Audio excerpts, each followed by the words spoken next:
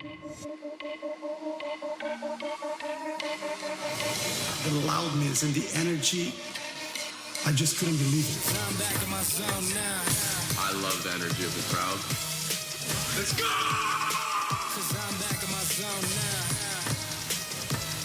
I'm gonna keep burying you in the ground as fast as I can and as deep as I can. I enjoy when things get a little saucy. Give me a freaking break! Every match you play feels like it's the finals. Fire. You want fire. And that's what the fans want to see. That's what intense tennis is.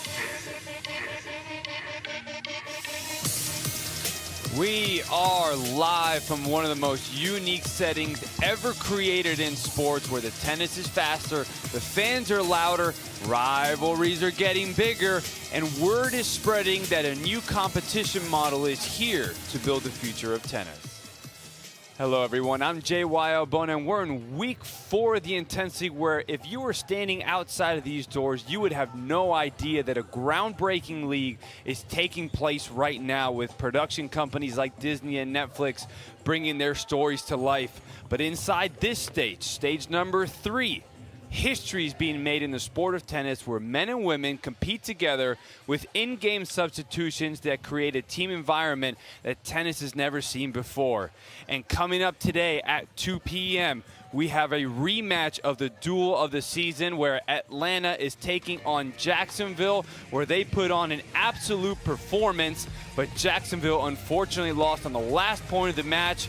Can they overcome such an emotional moment, where Kevin King, who's been so dominant in their win streak for Atlanta, will look to step up for Atlanta one more time? But all the buzz so far has been around what happened last weekend, where Tampa was searching for their first win of the season, and boy did they show up, where Sam Frizzele had his best singles performance of the season. Vicky Flores, the rookie, looking like a veteran, dominating alongside Sion Mendez in women's singles. But then in doubles, Jacksonville down 25, got it to within 7, had a volley to get it to within 5, and couldn't finish it off, and Tampa won. But then earlier in the day, Atlanta took on the challenge team, where Manny Diaz, Mr. UGA himself, was trying to lead the challenge team in an upset victory over Atlanta, had Christina Michaela on his team. But the valuable experience for Atlanta playing this format full-time proved to be too much for the challenge team. Regardless, it was a special day, no matter what, to have somebody like Manny Diaz come in, see what we're building here, get enough excited about it that he wanted to come and coach the challenge team. And then on the other side of the net for Marcelo, who had been wanting to coach against Manny for so long but didn't get the opportunity when he was at Pepperdine and Texas Tech, finally had a dream come true, and Kelly Kroll caught up with them after the duel. I guess I'm gonna have to take a Xanax to sleep tonight because I'm just too hyped up.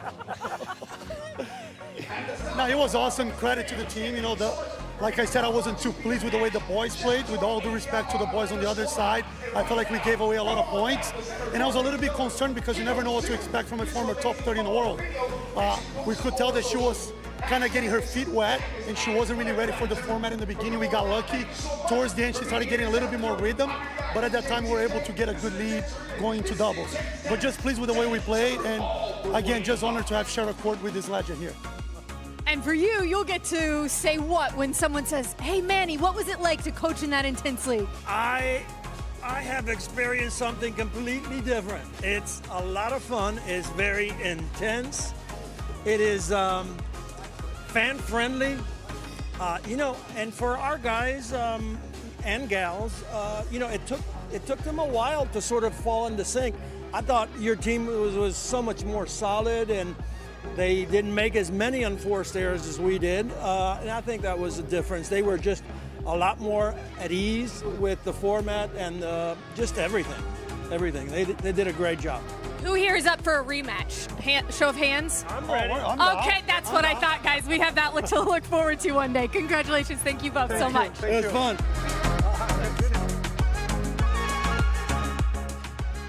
What a special day it was. We do definitely hope to get that rematch back. But Kelly, what was it like? You had the best seat in the house to be there courtside with Manny and the environment. I really was. It was unbelievable courtside here. The energy just palpable. And it's like that moment when you're at any game or any arena and they go up to the big board and they show you the famous person that's there. Manny Diaz was the famous person in the house yesterday. And when it came to all of these players, the coaches, you heard Marcelo, the respect that he had and just had always wanted to coach against him, finally got that opportunity. I got the sense that because of his resume and the legend that he is, maybe to a degree his challenge team was a little bit nervous, whether it be just the new format or, hey, wanting to impress Manny a little bit. And then on the other side of that, there was Trent Bryde and Kevin King, who naturally Trent had played for him at UGA, and of course Kevin had coached against him. Those two wanted bragging rights, but whichever way you look at it, everybody kind of just wanted to enjoy the moment on the court, including the fans here with Manny Diaz coaching over there. And I certainly hope we get to have him back out here, JY, because it was awesome, and that match set the tone for the rest of the day.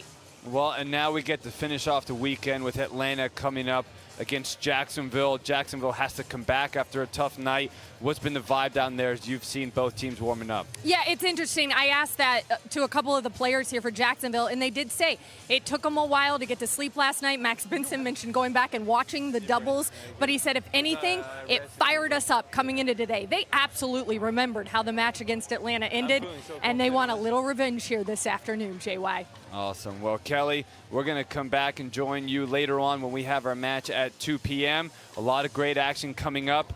And for those of you, big shout out to everyone that's been following us on YouTube and Twitch. Been so much fun seeing you in the chat room right there and all the support and questions we're getting as we're building this league. But also all the buzz around Instagram with all the social media posts, the highlights, the talk. It's really building. It's been so much fun to see. And we have to get to some comments thanks to a special friend of ours, Chip Rowley. How's the dew? Oh, yeah.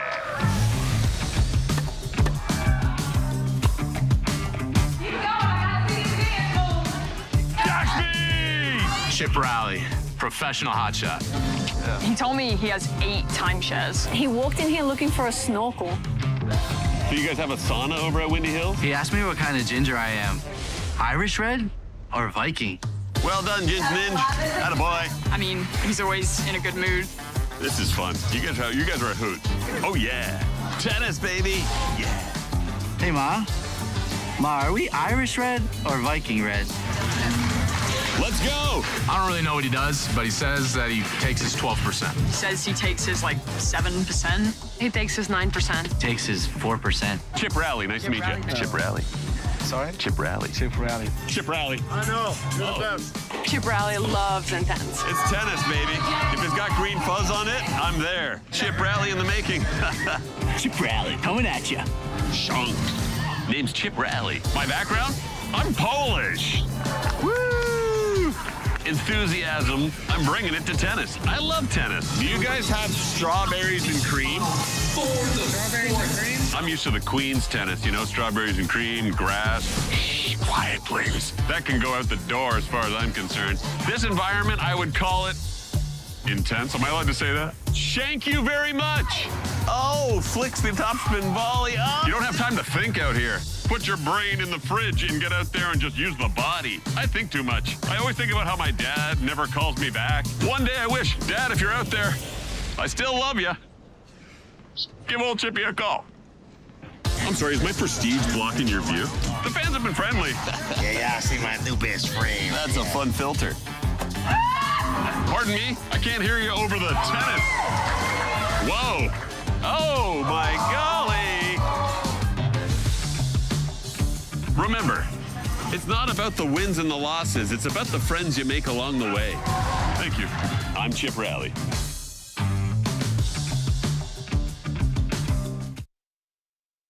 I made more money this past weekend in 3 days playing Intense than I ever made playing a pro tournament.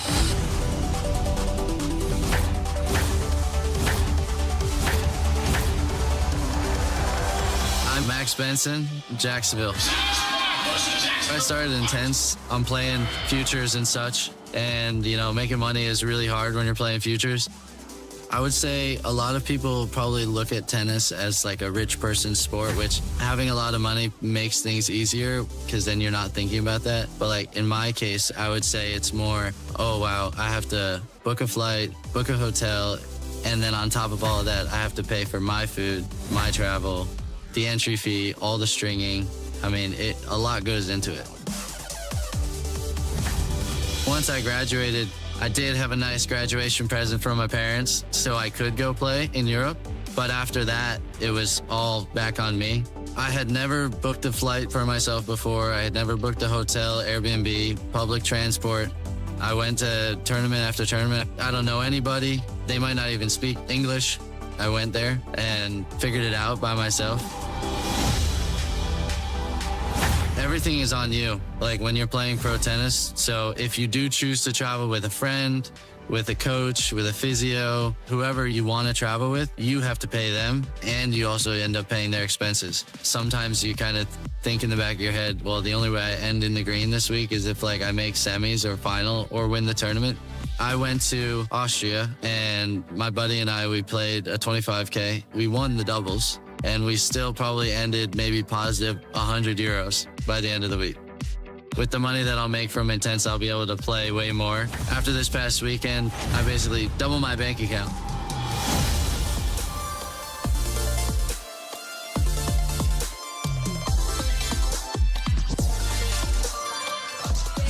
Welcome back to the Intense Arena here in Atlanta, Georgia, where we have the most anticipated matchup of the season so far, a rematch between Jacksonville and Atlanta that we're looking forward to. And Jacksonville right now, they're going to have to come back after a tough loss last night. Incredible comeback, but just couldn't finish off the perfect comeback. But let's take a look at their roster right now that's going to try to lead them to victory. We have Annabelle Thomas on the female side alongside Sophia Johnson, Alejandra Cruz, Sam Nicholson, the marathon man, Martin Gutierrez, El Capitan, but then Max Benson right there, who has been the energy for that team both on the court and off the court. We get the opportunity to talk to him for a few minutes before he gets going today. Hey, Max. Can you hear us, Max? Yeah, I can hear you. All right, how you doing, man? We're doing good. A lot of energy. Trying to recover from last night. Not so fun. It was a good fight, but you know, you always want to end up on the winning side. Yeah, but it was an incredible comeback, right? Obviously, you got to a point where, you know, the match was almost out of hand, but that comeback in mixed doubles and then in the female doubles, did that bring some positivity to you guys, at least going into today? Yeah, I think we always know that we're going to be a strong team in doubles just with the energy and like the skills that we have. But I think we just need to come out firing in singles, both men's and women's, and then hopefully build a little bit of lead so we can pull away in the doubles. Now, you mentioned singles. It's been 2 duels in a row where we've seen you play the most singles action you've had. Are we going to see you in singles again? What's been the talk? I mean, of course we love Sam, and Sam is going to be a beast for us, regardless of, you know, how, if it's up and down, a little roller coaster. But, you know, I'm always ready over here, ready to go. If we need a different matchup or he needs a breather, I'm ready to go. Now, you talked about somebody being a beast on the court, but Max, on the bench, off the court, you are #1 right now with the way you support your team, screaming. You know, where does that passion come from?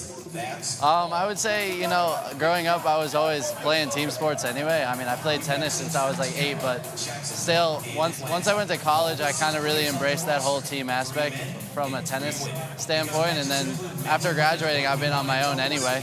So now coming back to a team, it's really easy to just let it all out. Awesome. Well, Max, we love following you. We love watching you and everything you bring. I see you got that knee brace right there, so hopefully your knee's okay. Good luck this afternoon, and we'll catch you out on the court. All right, thank you, JY. Just Max, an incredible person trying to lead his team. Let's take a look at Team Atlanta today. It's going to be on the other side of the net. Michaela Gordon, Tanya Sosnowskaya, Ava Haraster, then Raul Garcia, Trent Bryde from UGA, who got a chance against Manny, but Kevin King, the key piece we'll be looking at. So stay with us because that match is getting closer and closer. We'll be right back. Tennis has a really funny way of humbling you.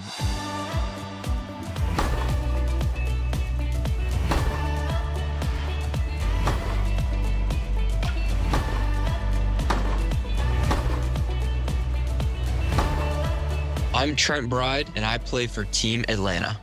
I grew up in Swanee, Georgia, had the best childhood ever, had amazing parents. My dad was actually in tennis.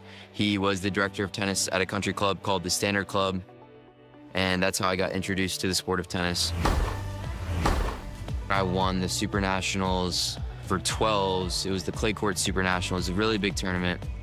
After winning that, I was #1 in the country for that age division. And that's when I knew that I could really take this thing far. And I really wanted to be a professional tennis player. And that was my only goal. I wanted to be top 100 in the world. That was what I wanted to do. So from 14 to 18, and was able to be lucky enough to get to 8 in the world. It's a brutal grind. You're not going to luxurious areas, 15 years old, going to Lima, Peru, staying in a room with 3 guys, beds back to back to back, no hot water, no AC. We would open up the window at night, just we can get a little bit of air, and there'd be construction all night, we wouldn't sleep. I was dealing with that at 15. I mean, it put life into perspective for me. Professional tennis, when you start at the bottom, right? When you're starting with the futures, it's the same thing. You're losing a lot of money. So until you get to the ATP events, it's not a great life in any way, shape, or form, really. I had an opportunity to choose whether to go to college or to turn pro. And of all those guys in the top 10, I think I was the only one that actually pursued college tennis.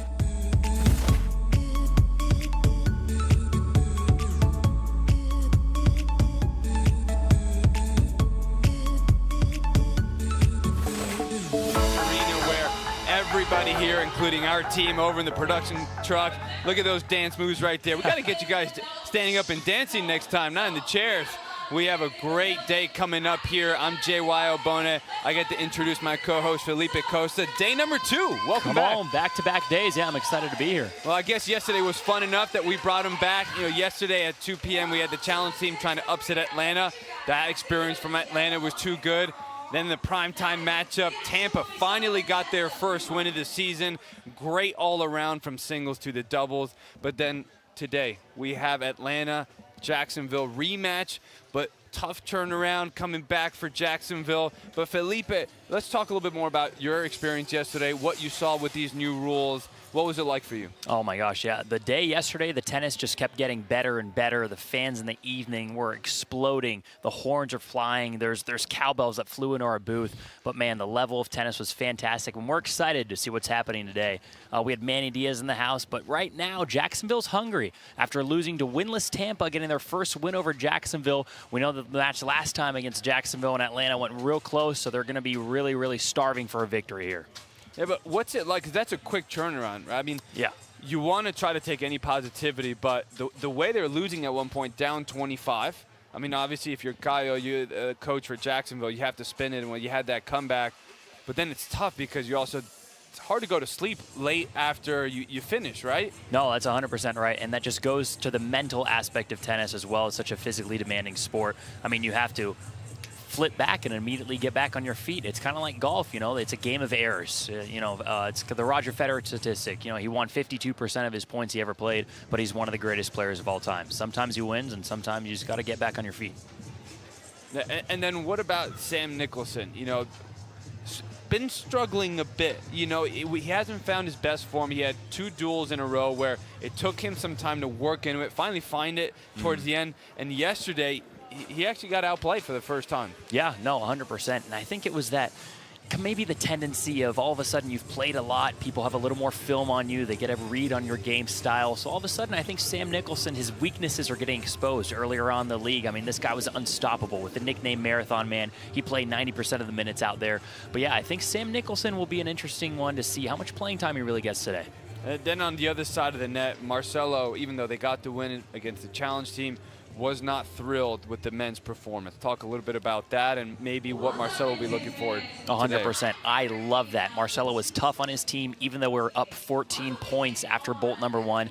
He said he was not impressed. He was almost disappointed with the play, especially from the men on the Atlanta team yesterday. I mean, that's what makes a coach take their team from good to great.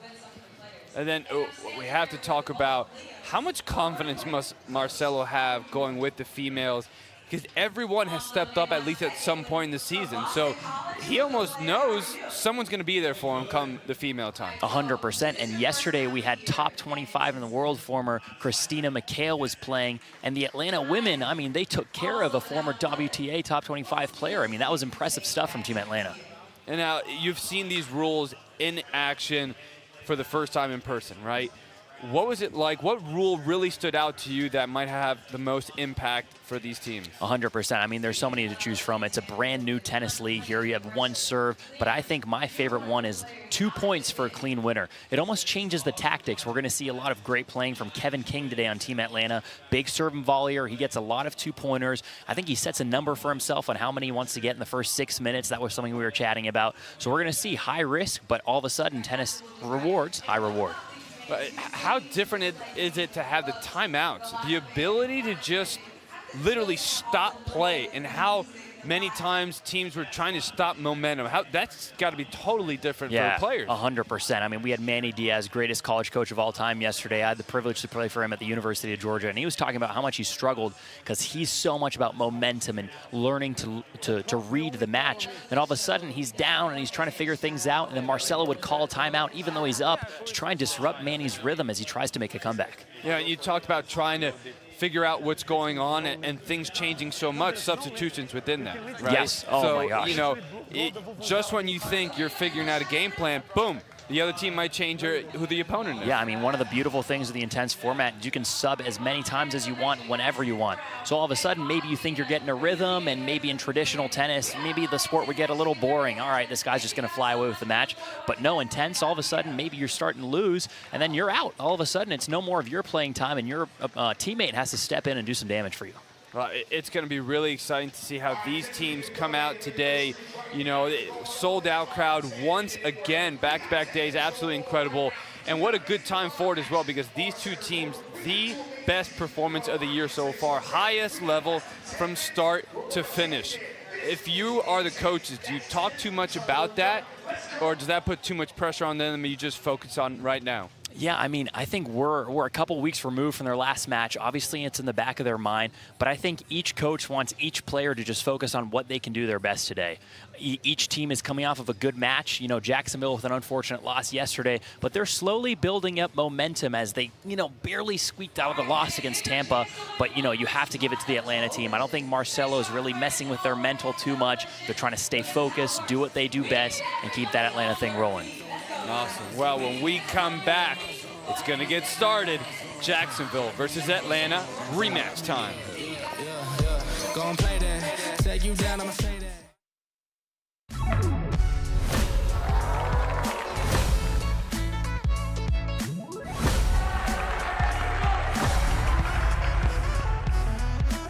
I'm Nurin Adam. I play for Team Tampa. One of my nicknames is Smiley. From Sudan originally. I have a big family. I have 4 sisters and 2 brothers. I'm very thankful for my parents because they did more than what they can just to make sure that we don't need anything. My history with tennis, it started with my grandfather who used to work as a caretaker at the tennis club. And back in the day, tennis always for like the high class. My family comes from a lower class, so there was no chance of me being here. My dad grew up and started working there as well. Gave him like a small house in the tennis club.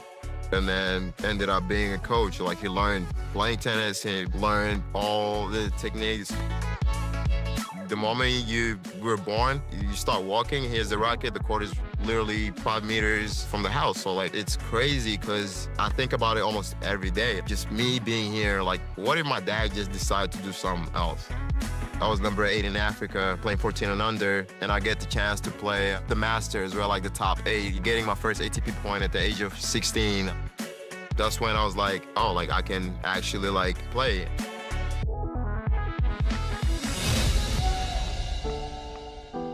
The journey from Sudan to the US, I've seen a lot of friends went to college in the US, so I'm like, okay, if they can be on full scholarship, then I can be as well. I think my mom is mad at me up to this day about it.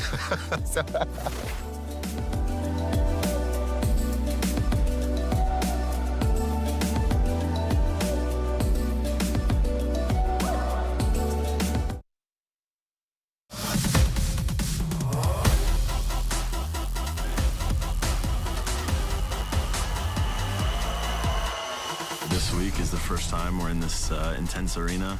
Super excited about it. Everything's neon, everything's lighting up under the purple lights. It's like a basketball arena. You feel like you're playing for so much way bigger than yourself? First time stepping on the court is going to be crazy. There's definitely going to be intensity and energy. Let's go! Coming in as a challenger and beating Team Atlanta men was something that I wanted to do all day. Shutting some of these fans up has been the best thing for me. Yes, I expected to beat Team Atlanta today. They just did well, and they played the conditions better than us today. It was an intense match. Maybe it didn't go exactly as planned. Credit to Jacksonville. Sam came out, started on fire. Kudos to Sam. He started insane. I just tried my hardest, and I got the win today. Intense League, get there, get at it. I was feeding off the crowd. This is what, honestly, a lot of us tennis players and competitors live to play in.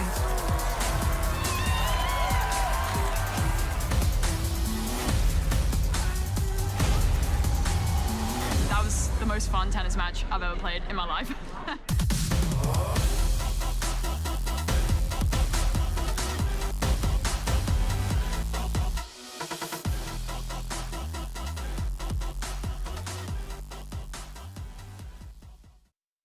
I'm gonna get back when I feel like when I feel like when I feel like. Jacksonville will be taking the W today. When I feel like.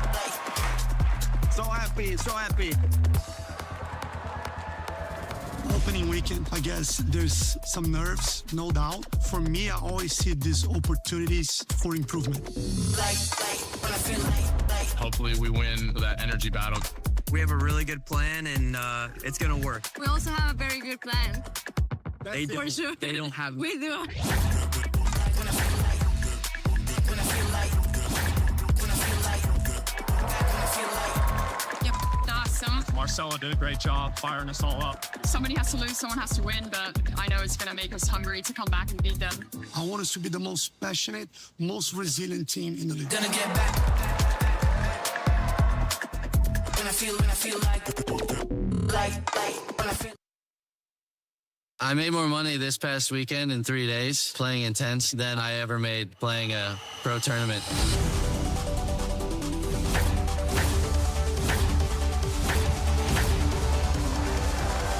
I'm Max Benson, Jacksonville.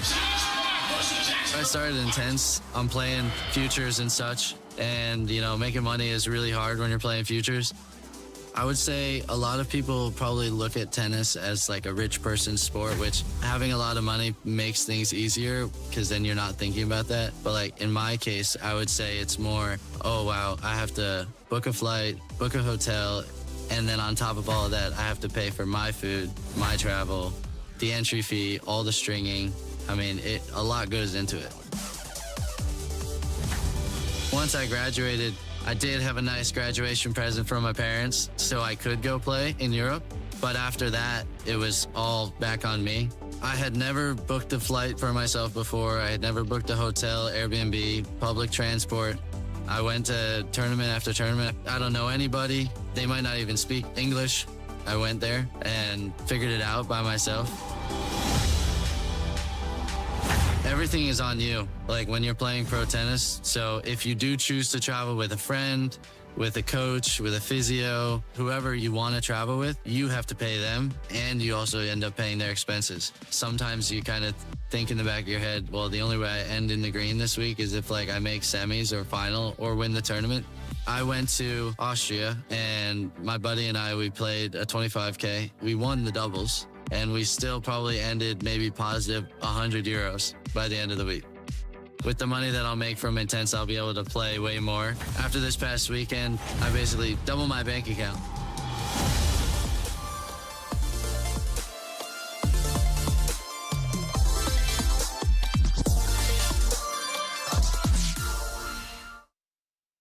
The loudness and the energy, I just couldn't believe it. I'm back in my zone now. I love the energy of the crowd. Let's go! 'Cause I'm back in my zone now. going to keep burying you in the ground. We are live from one of the most unique settings ever created in sports, where tennis is making history, and we have one of the most anticipated rematches of the year, where Atlanta takes on Jacksonville when they meet once again after their Emmy-worthy performance on June 28th. But before we get the action started, let's get to the rules that fans will need to know as they follow today's action. Hey, it's Trent from Team Atlanta. If you want to watch Intense, you gotta know the rules because it's different from the tennis you're used to. Let's go. Intense is a team sport. Each team consists of 6 players, 3 men, 3 women, roll on, roll off, substitutes all throughout. Each Pro League duel is made up of 3 matches: men's and women's singles, men's and women's doubles, and mixed doubles. Each match is made up of 3 10-minute bolts with shot clocks in use. Each team has 2 timeouts per match. We have easy-to-follow numerical scoring with 1 point for a regular win and 2 points for a clean winner. One toss, one serve. Once the ball is in the air, you got to hit it, make it, or lose the point.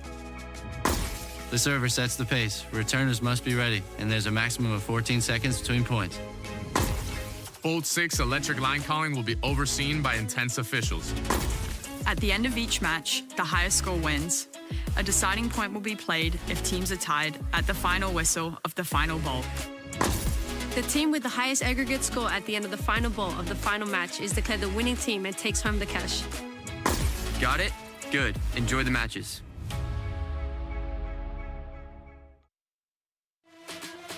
Now let's meet Team Atlanta. Michaela Gordon, Stanford University. I can name every country. Tanya Sosnowski, University of Texas at Austin. I can pick up anything. Ava Haraster, Auburn University, and my twin brother is 2 years younger than me. Science. Kevin King, Georgia Tech, and I'm a huge Steelers fan. Trent Bryde, University of Georgia, and I can solve a Rubik's Cube in under 1 minute.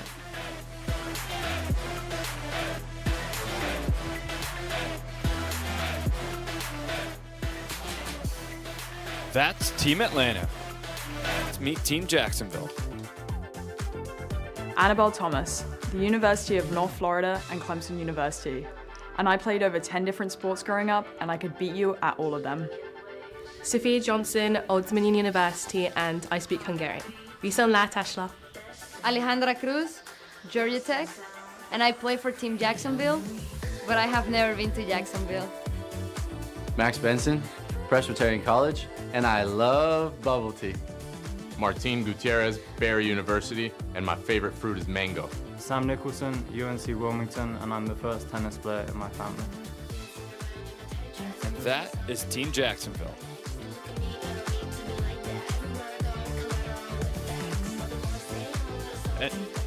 And now let's send it over to the PA announcer for team intros. Now, Intense fans, it's time to meet your players. We got to make some noise. We got Atlanta versus Jacksonville. First up, our host team is Team Atlanta. Led by their coach from Brazil. He's part instructor, part hype man. Make some noise for Marcelo Ferreira. From right here in the ATL, he's a 3-time ITA All-America from the University of Georgia. He got that dog in him. Make some noise for Trent Bryde. From Santa Cruz de la Sierra, Bolivia, he's a former #1 ranked junior in his home country. OMG is RG. Make some noise, Raul Gazzara. From Peachtree City, Georgia, a tennis prodigy since he was 4 years old. Aww. He owns up to being the king of the court because he is the king. I need y'all to crowd him. Make some noise for Kevin King.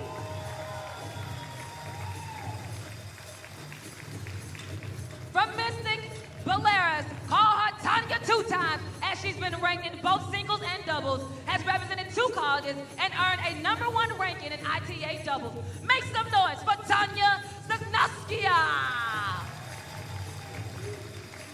From Duluth, Georgia, a multiple-time All-American from Georgia Tech. Call her Pick 6 with the way she snatches wins. Ava Harasta. From Saratoga, California, she leads Sanford to 2, not 1, but 2 NCAA championships. And she's bringing the West Coast vibes to the ATL. Make some noise for Michaela Gordon. Give it up for Team Atlanta.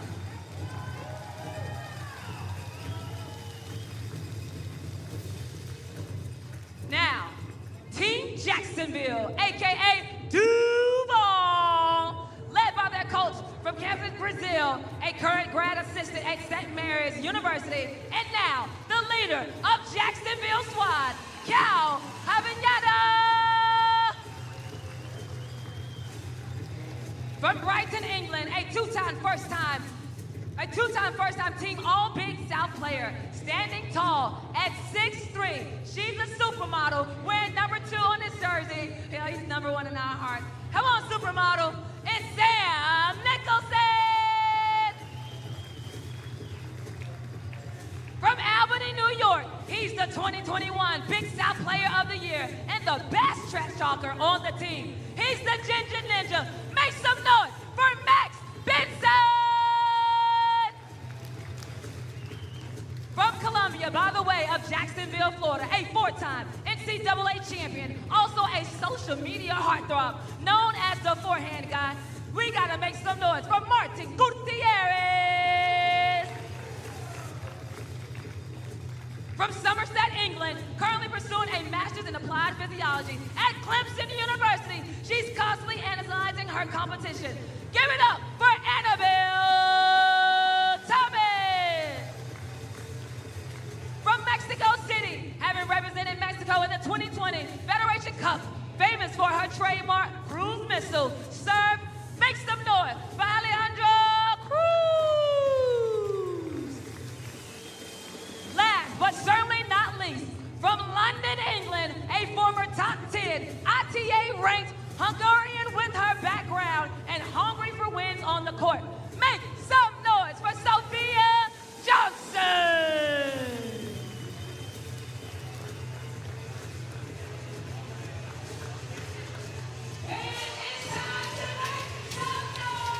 All right, everyone, I'm J.Y. Obona and Felipe Costa here. That's our 2 incredible teams that are getting ready to get things going.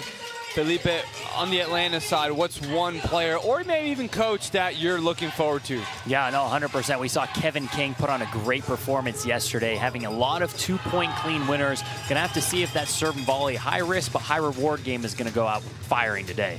And now obviously Trent Bryde as well, former teammate of mine at the University of Georgia. Saw some playing time yesterday, but we'll see if he can keep contributing to his team. It's such a solid game, one of the best neutralizers there is out there. And how about Jacksonville? Who's the one key figure you think will be important for them? Got to give it to Sam, the marathon man. He's about to start for Team Jacksonville here. He's been putting up an incredible performance throughout the whole season. Now, yesterday, he had a loss against Team Tampa as Tampa takes home their first win. And then all of a sudden, Sam's going to have to really lock in and fire away here if he wants to get a win for Team Jacksonville.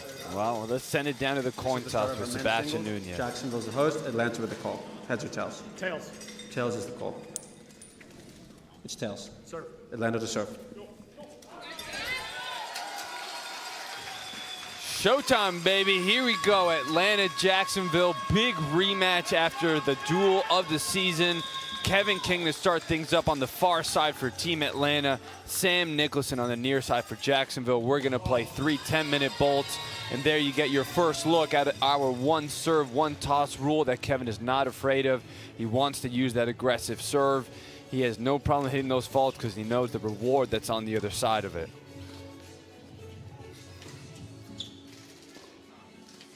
Whoa, that's one way to get rewarded back with a great passing shot. Little hook lefty, bang. And almost it's like Sam got a taste of his own medicine. He's so solid from the back, so good at passing shots. And it's usually Kevin you're seeing come forward now. We're going to see this interesting matchup if Kevin's volleys can get through and counteract Sam's great passing. And there you saw with Kevin that forehand passing shot winner. Winners count as +2, and then you go back and you serve on the same side. The point was just played, but it's 2-2 right now. Oh, great forehand. Not what you want to see if you're Jacksonville. Kevin is known for his serve, his volley, but when he's hitting forehands like that, That's a deadly combination. And Kevin, obviously, top ATP player back in the day. He played in the Australian Open, famously against Joe Wilfred Tsonga in a tight match. Win at the Atlanta Open a few years ago. I think he beat somebody pretty good there. Dimitrov? That's right. That's right, Grigor Dimitrov. What a win. Got to get him in the league one day. I mean, Grigor Dimitrov almost beating Sinner this year. Yeah, I think the one thing we can reassure Dimitrov is that in our format, there's a better chance he won't get injured. That's probably correct. And if he did, there's substitutions, so his team can still win without him. So, Grigor, we're for you. So for those of you joining us for the first time, each team gets an unlimited amount of substitutions. Players can trade in and out as much as they want. So they do get hurt, they can take a breather while the team figures it out, and a teammate will jump in. As Sam's starting to hit some bigger serves right there. 5-4 Atlanta. Atlanta's on the far side. Coach Marcelo Ferreira for Atlanta. One of the rare smiles you will see from him in the middle of the match. Marcelo is such an intense coach, showing that intensity yesterday. His team ran away with the victory, but he said he was disappointed with their performance. We'll see if they can make him proud today. One of the rare times you see a coach actually criticizing his players even after a victory. They won the men's singles portion, but still he was not happy with their play. Reminded me of Bill Belichick, Nick Saban. That's right, all the greats. They almost criticize more when they win than when they lose. Yes, 100%. On the other side, we have Caio Havagnani, a Brazilian friend of Felipe's here. Well, we actually have 3 Brazilians in the house. Both coaches are Brazilian. Definitely a first here. Commentating booth, myself. Thanks, Mama. I'm surprised there's no Brazilian flag hanging anywhere from here. Come on, guys. Yeah, usually we represent pretty well. I think it's because you guys go out a little bit too late on Saturday nights. Bourbon Street in Athens. That's where Sam wants to be in long rallies like that against Kevin King. And especially you see Kevin with the knee brace there. He's been moving pretty well, but you know, obviously Sam has that youthfulness on Kevin. I think one of the main strategies, we're going to try and see Sam move Kevin around the court and keep him back as much as possible. Great return there from Kevin. Rumor has it that he hurt his knee sliding down a slide at a playground with his daughter, got his knee stuck. That's the classic, rumor. The classic dad I have move. not confirmed it, but that's more of a dad knee brace.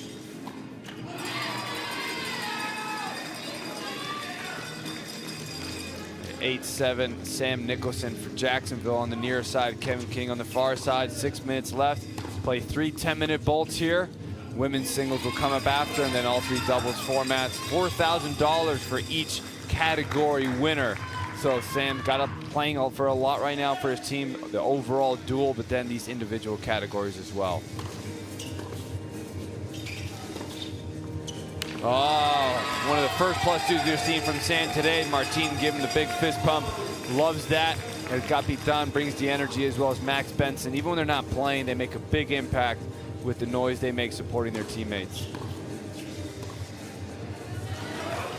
And we have a packed house today. In fact, more packed on a Sunday afternoon than even the Saturday night match. I mean, there's fans standing, very few seats left. In fact, no seats left. That's because they heard you yesterday, and then they're like, well, we got to hear that guy in person. We're going to go visit them. That may be the reason. And there you see, for all of you that missed out on your opportunity this weekend, you can still come out. We got 2 more weekends, August 1st weekend, and then August 9th, Saturday and Sunday. We will be here. Scan that QR code. Trying to get Felipe to come back on August. I still haven't heard a confirmation. Come on what now. day? That's Saturday, August. I don't know if it's August 1st or 2nd. 2 p.m. Come on, Saturday, August 2nd.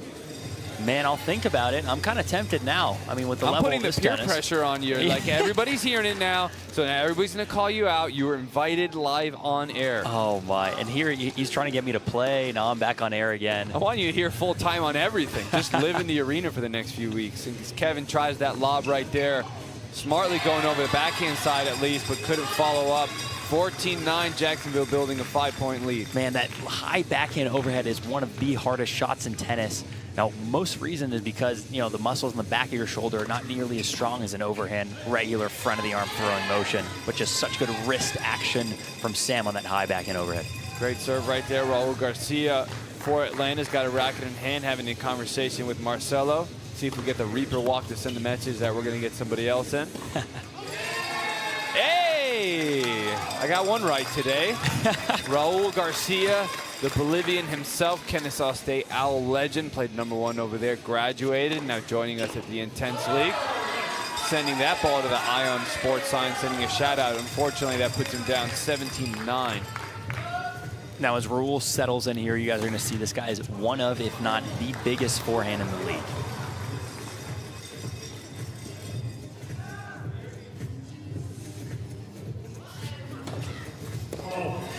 That's the tough part about coming in. One serve, one toss. That first serve you hit, there is no warm-up. You just go right in and play.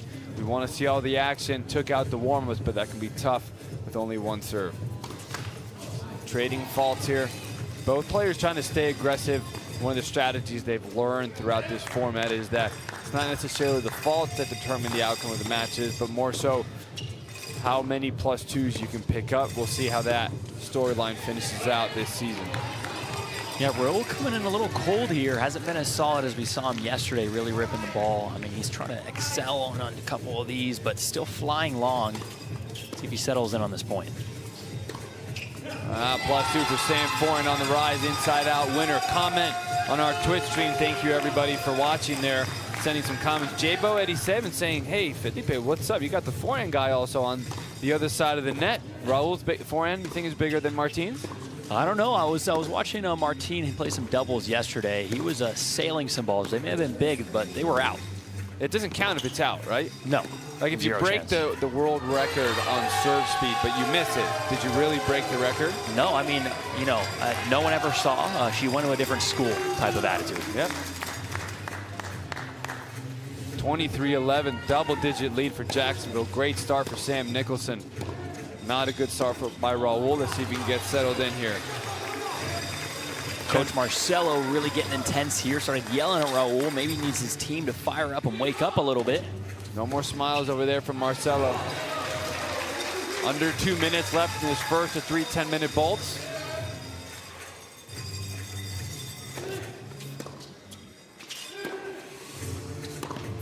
That heavy forehand that really bites on this court. Nice and gritty court, really takes a top spin.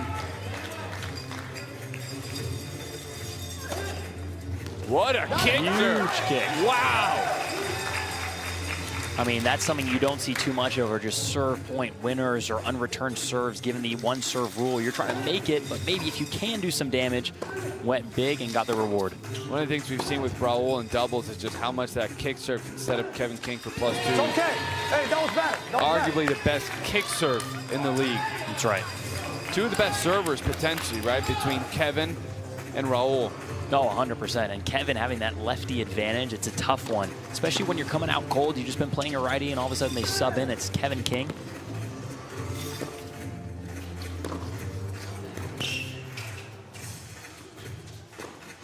Wax on, wax off. This guy's tapering the ball right now. I was surprised he didn't run around and hit a forehand. He had time, but when you have a backhand like that, it makes sense. Felipe, we got somebody in the chat that's waiting for you to get out here at some point. It's not just me.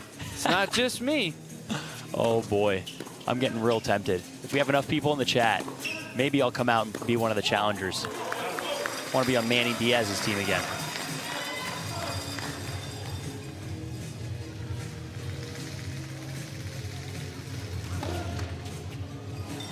Last 6 seconds, and Sam is going to ride it out. You know, as Felipe mentioned, the challenge team, you can scan that QR code. This is where anybody can earn a chance to be on the challenge team through our challenge series on Thursday and Friday. As Sam Nicholson finishes that first bolt, 27-16. Pretty good start. Not bad, yeah. I mean, Sam Nicholson, you know, they call him the marathon man for a reason. I mean, this guy just stays out. You know, we don't see many substitutions from Team Jacksonville. They stay out here. Sam coming forward against Kevin King, which is a little bit different. Usually you see Kevin King at the net, but Sam's really playing aggressive today. I mean, we saw him tee off on some backhands, come forward up in the net, teeing off on that forehand there. You know, right now, we don't see that Team Atlanta has much of an answer for the Nicholson problem. All right, let's see if Sam will give us a little bit of secret on what's helped him have a better start today as he's with Kelly right now. I'm not even going to dive in or try for the secrets, but I am going to ask you what attributed, do you think, to such a good start?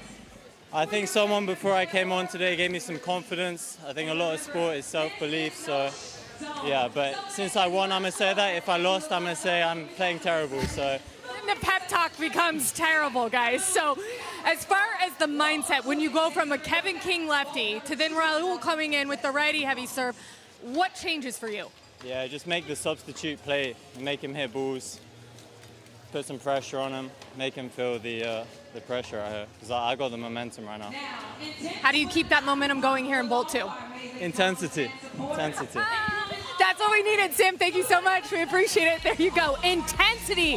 It's intense tennis, and round 2, second Bolt, men's singles on the way. Yeah, it was really smart of him to call out on how he had a slight strategic change when Raul came in, substitute, make him hit a lot of balls. They're cold. He was able to switch. That was something we talked about in the pre-search show about, you know, how sometimes players are getting used to a certain strategy. A sub comes in and they can't adjust.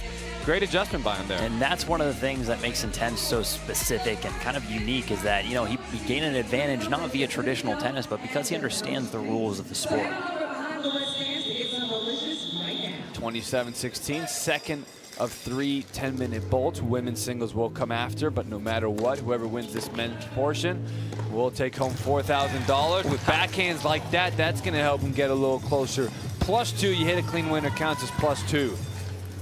You're going to dread the day when the girls start hearing Sam's little British accent.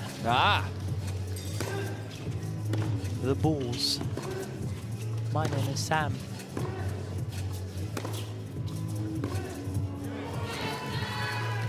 Well, if you hit the scoreboard on the fly, does that give you a bonus? You should lose an extra point for that. Minus. Raul, let's start hitting the strings here, buddy. So, that would be some good coaching strategy from Marcelo there.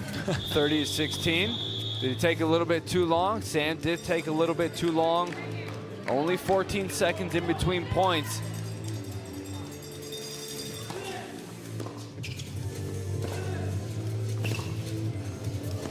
Wow. That's a great defense to offense, actually. Great playing there. I mean, Raul hit a high, heavy forehand deep into the corner, and Sam just off the quick half volley, almost Federer-like straight beam down the line. Yes, Sam. Yes. Hey, Kaios, JY here. How's Sam looking for you right there? No, Sam is looking amazing. Like, we had a good talk before the match, and he's able to play his game, play simple tennis, you know, and be aggressive, which is what he does best, staying solid and hitting good serves. That's all he needs. Yeah, he looks like he's coming out with more energy than yesterday. Was that part of what you talked about? Yeah, I mean, one of the main things we said before coming here is like big energy since the first point. Everyone, you know, it doesn't matter if you're playing, if you're not playing, energy here is going to be everything. So for sure, I hope everybody's more pumped than yesterday and bring a better energy. Awesome. Well, good luck today, Kyle. Thank you. Yeah, Sam, let's go.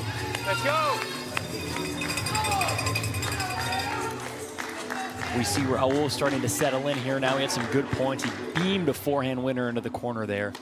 But Stam staying solid. Look how low he gets with his legs here. His feet are so fast and his base is so balanced. And I jinxed it all. Well, that's just one push-up for you. That's okay. Only one. As Raul is searching for that ball, I don't think it came down. The ball might still be going up through the roof. And a big shout out to our sponsors that you see in the bottom of your screen there. Historic, groundbreaking league, but we couldn't have done it without our partners to get us going. Sports at the Cab, thank you so much. Body armor right now. I think Jacksonville had a lot of body armor, rehydrating, getting ready after last night's tough performance. 34-21. They're off to a good start today. I mean, it just looks like Raul's trying a little too much. You see him getting flustered, almost yelling at himself. A strategic timeout for Marcelo. Settle the heck down, man. Okay? How can you expect to play good tennis when you keep criticizing yourself? Take a deep breath. Take a deep breath. I just feel that, like, when I have this very short. Yeah, but it doesn't matter how you feel if you keep saying bad things to yourself every single point. Okay? Just take, like, there's too much going on already. Okay? Let me tell you this. There's no enemy within. Okay? There's already one across the net, man. You gotta kill the enemy within. Okay? If there's no enemy within, the guy across the net has nothing on you. Chill. Okay, let's settle down. Go, stay aggressive through the middle. As you pick up confidence and you pick up rhythm, you open up the court. I need you to settle down right now. Okay, if you show me that you're positive, we're good. The negativity is going to take you out. Okay. All right, they're making some arrangements. Okay, they're talking it over, cleaning the white off the sweat. Hey, Marcelo, it's Jay White here. Can you hear me? Yeah. All right, well, what are you seeing from your team? And obviously not the best start right now. Here we go. Say that again, sorry. It's loud in here, but yeah, not the best start for your team so far. What do you think? What do I think, man? You know, like, this is just total crap right now. That's what I think. Total crap. I mean, but I'm at this point, right? You know, I'm just trying to calm him down. They seem so flustered, like they're playing this for the first time. I don't get it. Kevin is feeling the knee a little bit, so I'm gonna have to keep him off the court a lot more, which sucks. And Raul is just flustered. So we're gonna try to manage the men's singles, see if we can stay in the match within the men's singles and see if the girls can step up. Right now, it's not looking good at all, unfortunately. All right, appreciate your time. Good luck.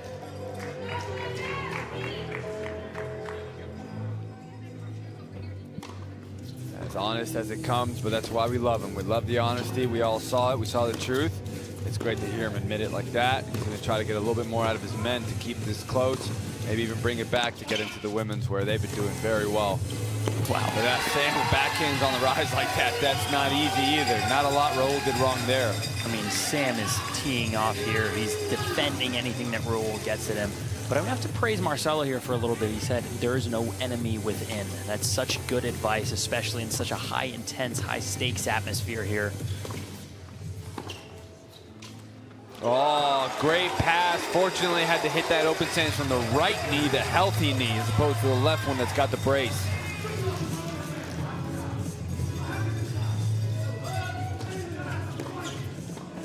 That's a good return. That's tough. When Sam's returning like that and Kevin's trying to serve and volley, that's not easy.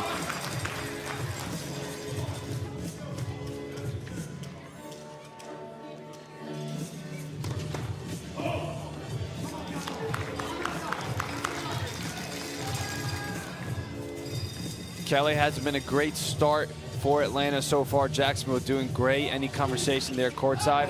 Well, it's so interesting what you guys were talking about, Felipe. You mentioned what Marcelo had to say there to Raul, and it was last time out, Sam was getting the same kind of feedback.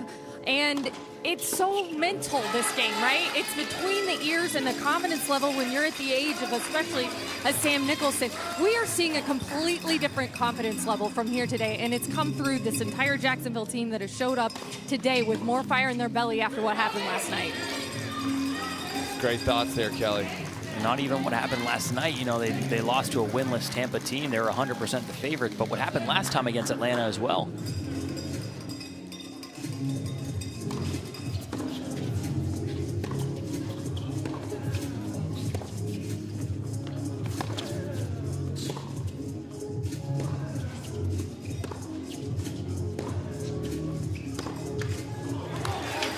Forty-three, 24, 19-point lead, 4 minutes left. Last night we saw a 25-point lead dwindle to single digits. So for a lot of tennis fans, they're not used to seeing score lines like this, but it's not that big a lead. It can come back so quick. Yesterday it was 11 minutes that 25 became single digits. So 11 minutes and we still have over 70 left to play. Oh, 100%. I mean, all of a sudden it was Sophia from Team Jacksonville. She puts up 5 winners in a minute, bringing back the point, or bringing back the deficit to less than 10 points with 1 minute left to play.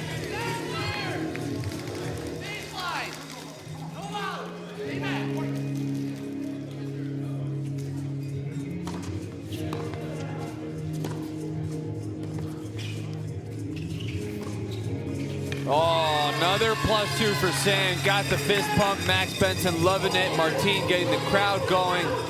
Sam's playing well, 46-25. Atlanta's already used one of their timeouts, only have one more, and we still have a third bolt coming up next. So I know Marcelo wants to use it, but there's still a lot of time left, but Sam is playing well. Do you go to Trent Bryde? I think you have to. I mean, you have Kevin King here not moving his best, and what Sam is doing so well is he's moving the ball around the court incredibly well. You mentioned yesterday that one of Sam's best shot is that forehand down the line, but what's doing him the most damage today is that backhand. So you go forehand line, wait for them to go cross, you tee up a Sam Nicholson backhand. I mean, the point's over by then. And there was a sighting there. I think I saw the Reaper walk. Let's see if Trent's going to be coming up soon. Yeah, we see the signal. Trent's in. Reaper walk strikes. Kevin's going to take his seat. Really, I don't think Kevin's playing that bad. I mean, isn't playing great. Sam's just playing well. I think it's just good to at least just try to give Sam a different look. 100%. And Trent Bryde, one of my old teammates at the University of Georgia, 5-time All-American, former top 10 recruit in the world, played the Atlanta Open a few years ago, took a set off Brandon Nakashima, former top 50 player in the ATP Tour. We got Tharvis522 in the Twitch stream saying that Trent might be the savior. Well, Atlanta's certainly hoping that you're correct. So yes, for those of you that are on Twitch, we are paying attention to the chat stream. Thank you everybody also for watching on YouTube and Peachtree Sports Network. We are live at the Intense Arena here in Atlanta, Georgia.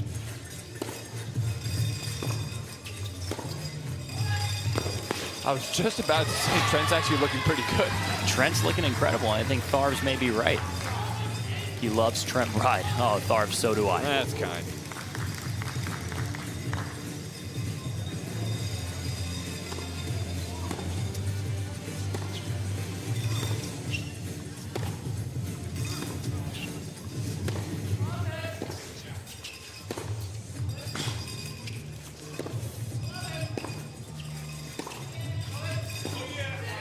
Oh, that's a big tennis from both players and a big opportunity for those who have not been able to come out and see us in person yet. Scan that QR code. We do have 2 weeks left in the season, so you can experience this groundbreaking league in person. Tickets go fast. All of our events this weekend were sold out again today on Sunday, so you better get there quick.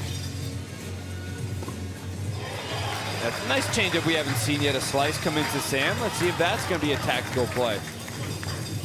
I think maybe Marcelo needs to lock in. He's obviously been coaching his team mentally, but at this point, Sam is playing so well, you might need to make some tactical tennis adjustments. Come to the net like that, throw in some slices. You need to disrupt that Sam Nicholson rhythm.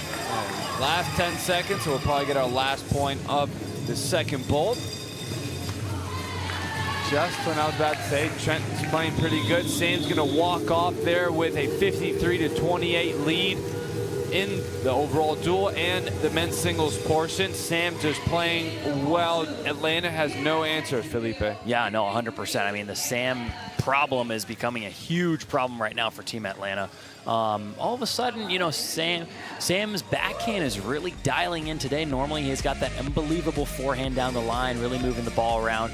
But, you know, the ball's been sitting up, and he's just been teeing off on backhands here to that backhand line. He's put up a lot of 2-point clean winners, which is something that we always love to see with the intense format rules. You get a clean winner, you get 2 points. It's actually been a really clean tennis. You know, he's tried his best to play, or yesterday against Tampa, but today was struggling a little bit more in the beginning, but all of a sudden finding his rhythm.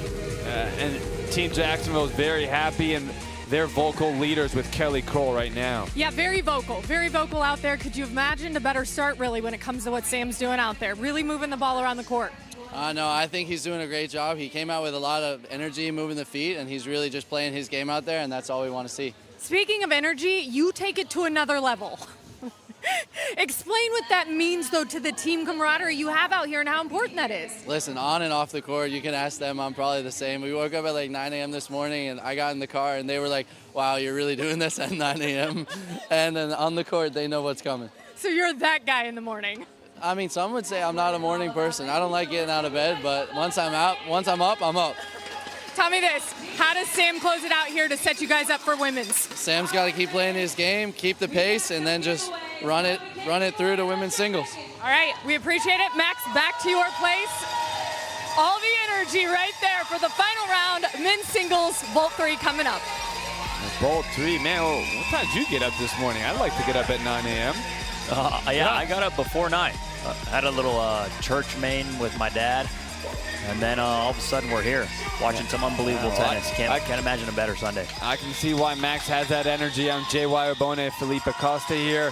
Sam Nicholson having himself quite the early afternoon. That throw from Miss Intense did not quite reach the fans up there. Give her a second shot. That one was a little bit better. Now we can get our play going. 53-28. Third and final bolt.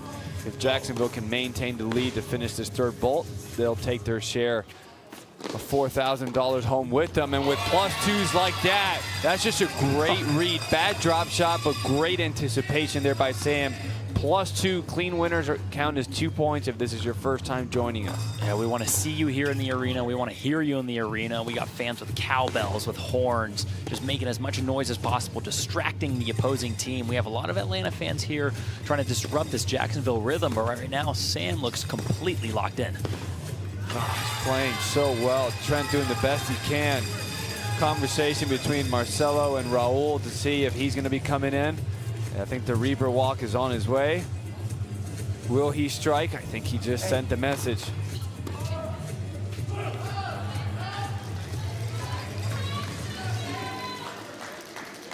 No walks over there from Team Jacksonville when you have a leader like Sam helping them build out a huge lead.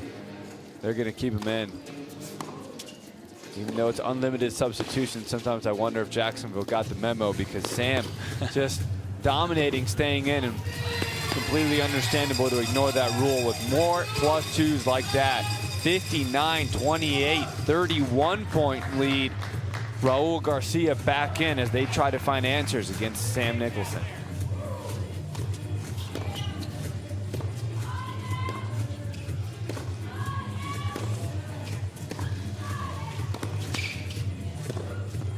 Not a good defense going down the line on the run there. Sam Nicholson's backhand is too good to go cross court. Another +2, just racking him up left and right. I mean, right now, you can't try and play better than Sam. You have to try and make him play worse. Throw in some slices, come to the net, disrupt his rhythm. If you just keep rallying with him, I mean, right now, the guy is playing as high as a level as Sinner, Alcaraz, and Novak. This is where I think the bench has to get involved. Oh, 100%. Look, in this format, fans can scream as much as they want, shout, jump, whenever. There's no quietness here. You can disrupt as much as you want. I'd be screaming like crazy, jumping off the bench, energy, just letting Sam know that there's the cavalry behind the player on the court, ready to support them. They got to do something different. That's what Team Tampa did so well yesterday. I mean, they were trying to just up the energy from their previous weeks of play, and they really got the crowd behind their side. Another defense down the line from Raul, just getting caught. I don't know, we got to send him to Courtside Tennis Academy with that forehand down line. I don't think you guys teach that, right? I mean, what we did do was we sent Sam to Courtside Tennis Academy. He's implementing everything that I ever taught him, and he's hit, I think, about 5 winners in a row now. I didn't teach him that. 66-29, I think you'll forgive him for the way he's playing right now. We can let that one go.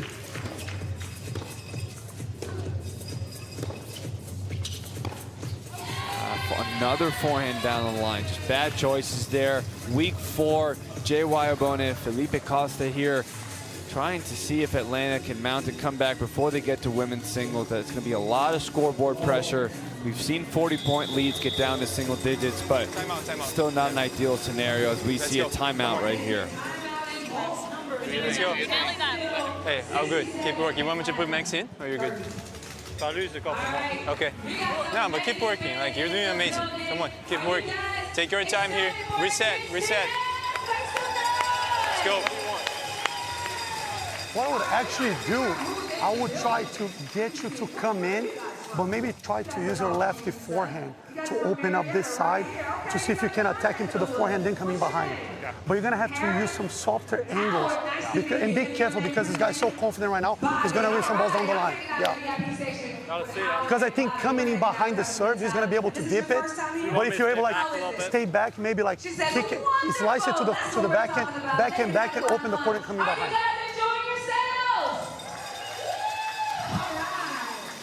Did you hear that prayer at church this morning? Because that's what it sounded like. I mean, that was absolutely fantastic there from Marcelo. I like the fact that he's kind of resorting away from the mental coaching, which I think his team has settled in mentally to this match. It's really just the tennis that needs to be fixed now.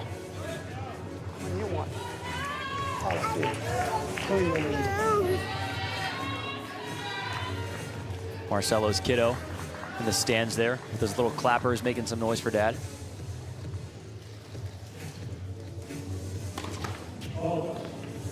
Ooh, I think Kevin just felt his knee right there as the serve hit the net, caused him to readjust in an awkward way. Wasn't even midpoint, the ball was out. Oh, you can see him wincing there. He's grimacing with those moves right there. He's definitely not flowing well. Not sure if Kevin's gonna stay in for too many points here. I think, yeah, he just called the switch. Yeah. That's gonna be tough too because he's their best doubles player. And that's where you can really rack up a lot of +2s. We'll see how much that injury is gonna affect him. It's going to be interesting to see how Trent Bryde steps up here. Obviously got a couple minutes of playing time at the end of that second bolt there. Trent Bryde has not been asked to do too much this year, as Raul and Kevin have handled things extremely well in singles and doubles, but he's going to have to show something different right now and really just show why he's on this team and make his mark. He's got the skills, but has he played enough to have that comfort and confidence level when it matters? 70-33, 47-point lead for Jacksonville. They're going to definitely take this men's singles portion and take home $4,000. It's just a matter of can at least Atlanta close the gap. They have 3 strong women that are waiting to play. The scoreboard pressure is no joke.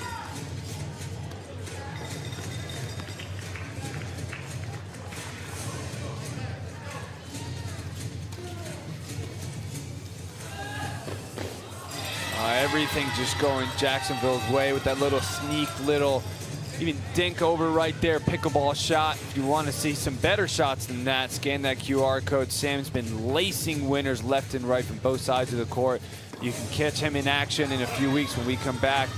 I believe it's August 2nd, August 3rd. I got to nail the dates down. I just keep saying August 1st weekend. But August 1st weekend, Saturday and Sunday, we will be here. And if you want to get behind, if you're an Atlanta native, you want to get behind Team Atlanta, I mean, they need you right now. Scan that QR code, come make some noise in the crowd. We need someone to chirp Sam over here. Trent looks like he's spending more time just preventing +2s as opposed to even getting a +1. Yeah.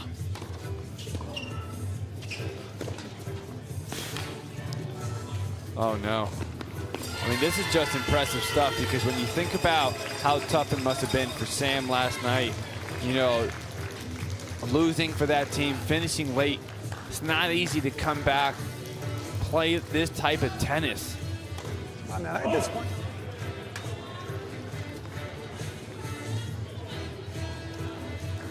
I mean, it looks like Sam over here on Team Jacksonville, he's got almost like an angry look to his face. I don't know if he's trying to avenge the Tampa loss from yesterday or maybe that close 1-point difference Atlanta-Jacksonville match from last time. But he's causing real damage here for Team Jacksonville. Raul's going to use the server's pace rule to his advantage, trying to play fast, trying to get as many points as he can.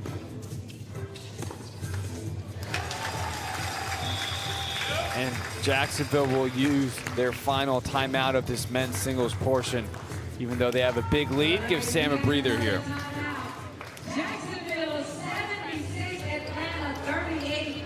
Right now, Jacksonville is Same intensity here on that. I'm gonna let you in. Like, keep working. Like don't think in your head like, oh, next 2 points if I lose, take me out. Because you're playing beautiful tennis. Like, of course you're gonna lose some points, but I don't care. No, I'm not thinking that. I'm trying not to. Yeah. We got this. Give me everything on these last 2 minutes here, and we're good. My serve now? Huh? No, that's his serve, because you lost a point. Okay. Stay low. Just give me something. Because I know none of you guys are gonna say, oh, that's gonna put pressure on me. But I'm like, this is a situation that a lot of you guys will feel pressure. Huh? Or low pressure at all, because you're like, maybe you feel a lot of pressure or no pressure at all. How do you feel? Pressure-wise? Yeah. I mean, like, because the same as if we were up by 30. Because I cannot have you guys rushing, trying to like, oh, I need 40 points, I need 40 points, I need 40 points. I actually need the opposite. I think we need I need the slow opposite, down. yes.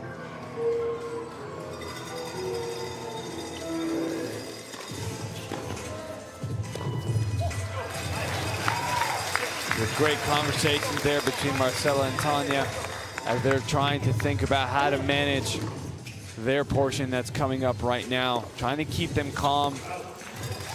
Start to overplay and search for +2s too much. We saw that in the men's doubles last night. Martina and Max trying to face that deficit and come back. Overplayed, and then it didn't go well. And finally, when they started to play within themselves, oh, geez. That's tough. Everything going Jacksonville's way right now.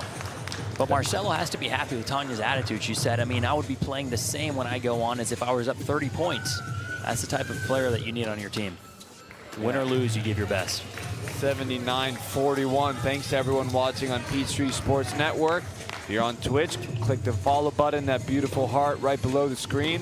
And follow us on YouTube as well, as we are also going to bring you more action in a week and a half's time.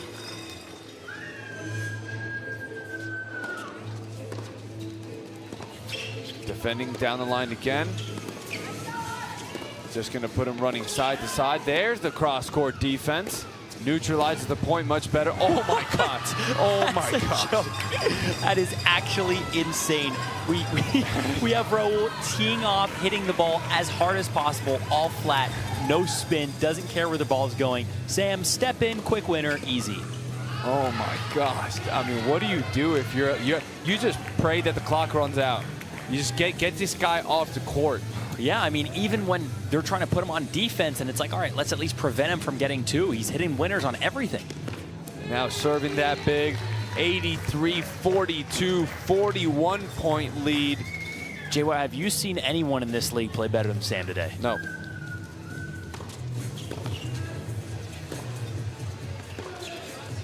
Defending cross, okay. Okay. There's one. Raul's feeling a little bit better, but it's still not going to have enough time to make too much of a difference as we're going to have our last point or two of this men's portion. $4,000 going into the pockets of Team Jacksonville. Last point here. Great kick serve right there. At least they get two more.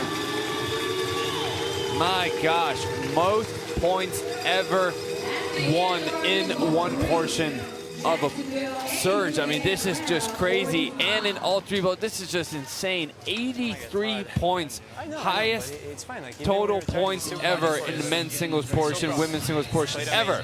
I mean, Felipe, this is going to be all Jacksonville highlights. I mean, this is a Sam highlight reel over here. This is some of the highest level tennis I've seen in person.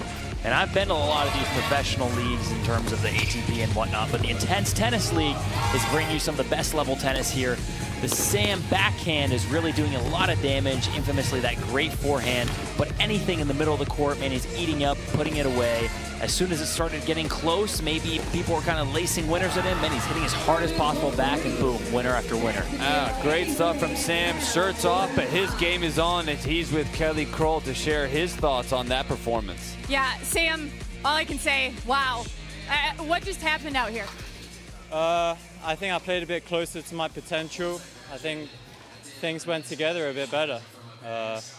Yeah, you know, I don't want to have too many complaints about that one, but that's how I want it to be every day. It's very frustrating when you know you can play better and you lose. It's the last thing you want, you know?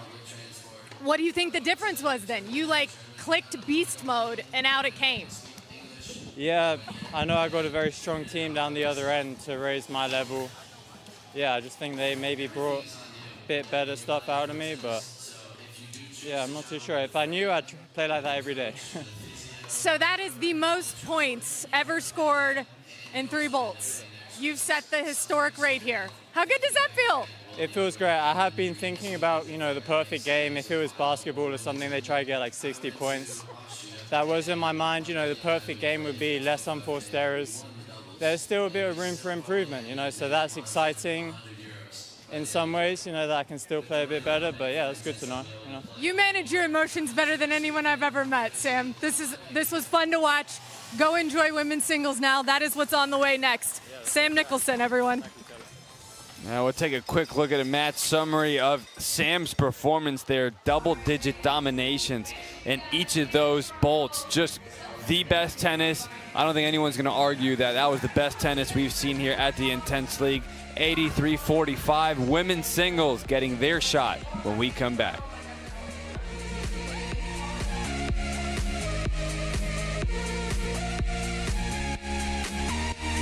I like competition, so yes, I get a little bit intense. That was good, that was good. My name is Alejandra Cruz, and I will be playing for Team Jacksonville. I grew up in Mexico City. My parents, they don't play any sports, but my mom loves tennis. She really liked it. Next to the soccer field that I used to train, there were tennis courts, and my mom was like, oh, you should try tennis. I remember I loved running to hit a tennis ball. I prefer that over soccer. I like more the intensity of tennis, just having that pressure on yourself. I also liked more like the training. In soccer, I don't know, it was too like repetitive. I like tennis, it's very like dynamic. So I started playing more competitively. Tennis is not that big in Mexico, at least when I was growing up. It's hard to find people that wants to have a competitive level, and tournaments are hard. When I was 14, 15, I have to move to an academy in the south of the country just to practice tennis with better quality, better coaches, better players. It's in Mérida, and the academy was called at that time Crédito Real, but now it's called TCP. I had to learn a lot of things by myself. It's kind of tough in juniors because you are doing this travel, and if you lose, you are out. You know, there's no like consolation match. There's no let's do it again or nothing. You have to wait a whole week to play the next one. So it gets kind of tough and kind of lonely. It was hard at the beginning, but it gave me opportunities. So I don't regret it. My best ranking ITF was 69 in the world. Juniors, I was number 2 in Mexico, like national. I won the J2 in Mexico in singles and doubles.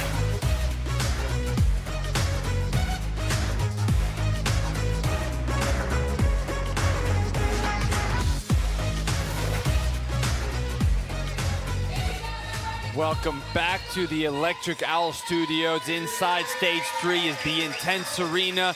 Our production crew just crushing it back there, lining things up for us left and right. We have just witnessed one of the greatest performances ever live here at INTENNSE. Sam Nicholson, what incredible tennis that was. Atlanta had no answers. They did not play bad tennis. That was just so good from Sam. Atlanta now has a huge deficit coming into women's singles. It's going to be hard to not feel that scoreboard pressure. Still a lot of time. We'll see what they can do with what's ahead of them. We're going to go to the coin toss with Sebastian Nunez.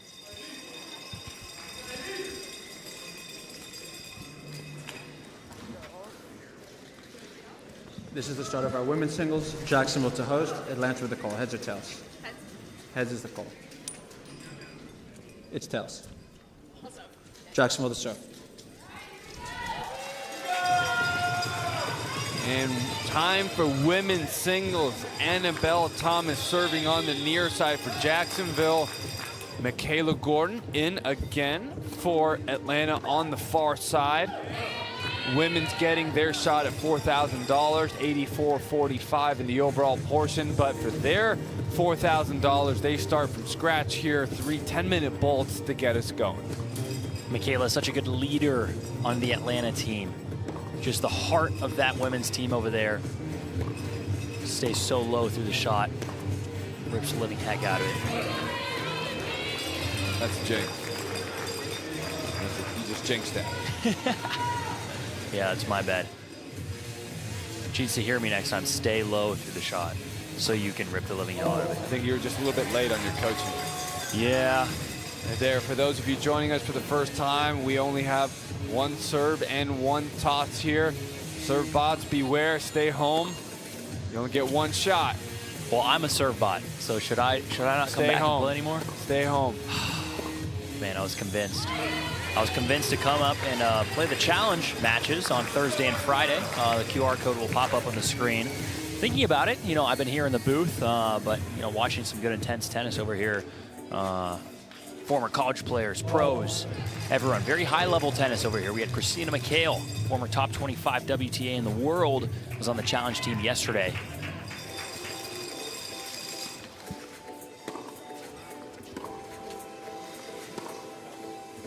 There's that QR code you were calling out, Felipe. That's coming alongside our sponsors. Yes, you see Yonex right there. Body Armor before that. Thank you to everybody to help us get this groundbreaking league going. Year 1. All right, Atlanta's going to need a little bit more of that. They're going to chip away.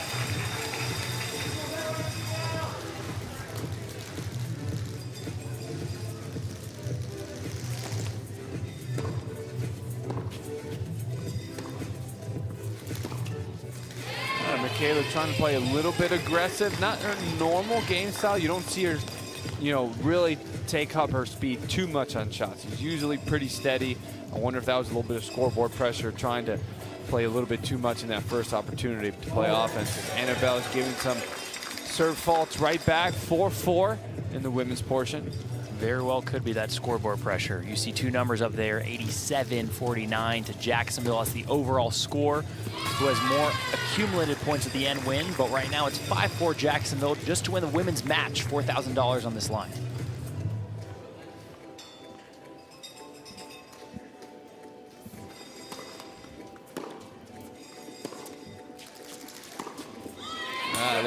Did not see much of that yesterday from Michaela. No, she never went for shots like that. Yeah, I think that one you need to stay. I mean, her ball is already so heavy.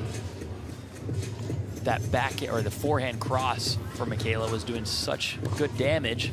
But Annabelle, wow, really flying forward there. Kelly, you see Annabelle's focus, almost maybe resembling a little bit of that Sam energy right now. What do you think we need to see from her to do some damage for Team Jacksonville? Hey, not only that focus, did you see who she looked at the second that fist bump right at her team?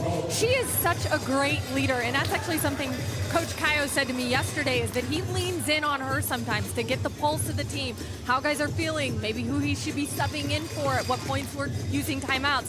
Annabelle has such a great pulse on this team, and we heard from Max Benson. She's another one that went back and looked at film last night. She is such a fierce competitor, guys, and she came out here today, I think, trying to avenge a little bit of how she felt last night, and she looks on point. And Kelly, Annabelle had some Clemson ties, also had some of her Clemson partners here in the Challenge Series. Yeah, so she got two of her teammates here last night that were part of the challenge team, as you mentioned, and she goes, I am so glad they got to be part of this. She goes, I hate that they lost yesterday because I want them to come back. I want them to be part of this energy, the enthusiasm, everything that's going on with this league right now. She is having the best time, but that is what all of these players are doing, and the people who come here see this intense tennis. Word is spreading. We're getting better and better talent out here, and the two Clemson, those Tigers, they were filling the house yesterday with great tennis. Something that Kelly mentioned about Sam was how amazing he was at controlling his emotions. And Annabelle is really, she's stoic. Stays so calm, cool, and collected throughout the match. Maybe credit to Caillou with good recruiting there, but all of a sudden Michaela stepping it up. Maybe Team Atlanta, they're all on their feet, they're bouncing around, trying to fire that team up. Well, I think a lot of credit goes also to her master's in psychology degree. So, I think she learned a lot on how to manage herself, compete well in all these different emotions. So she's got a lot of great things going for her that have helped her be where she is right now.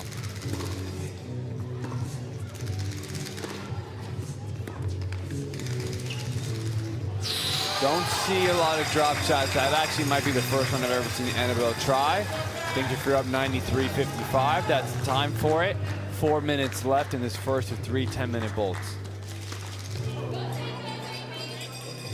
I mean, if you're Team Atlanta right now, you have a huge deficit to regain here. Are you thinking about trying to get maybe a couple extra two-pointers? Are you trying to change your tactics? Or are you just trying to slowly creep in and gain points over time? Maybe not think about the scoreboard. What do you think? I think if you're a player, the best way that you're going to rack up +2s is by playing your best style of tennis. So you just have to do what you normally try to do on the most important points. And that's it. Don't try to do anything that's out of your comfort zone. Don't try to do hit at a speed that you don't normally hit at, because you're going to be doing something that you don't do well. Yeah.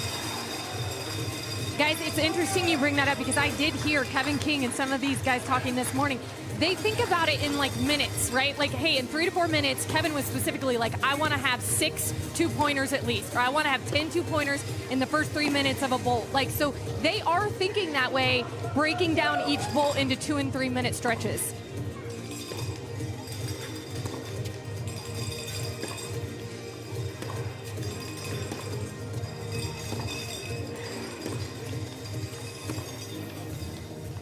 Solid rally from Ava Haraster right there on the far side. Auburn alumni getting her first action tonight. Had a lot of conversations in duel yesterday with Marcelo about being smart about when she's behind the baseline, picking her moments and waiting to be aggressive there. And that was a great rally to get things started for her.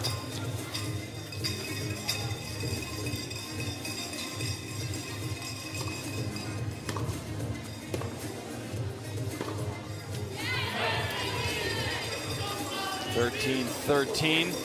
96.58 in the overall portion, but the women start fresh for their $4,000 while also adding on to the overall dual score for their teams. Annabelle Thomas on the near side. Huge forehand by Ava. Great defense by Annabelle though, but the little sneaky slice right there to change up the pace on the gritty court with that ball checks as opposed to sliding. I like it. Silky soft aloe vera hands for that slice.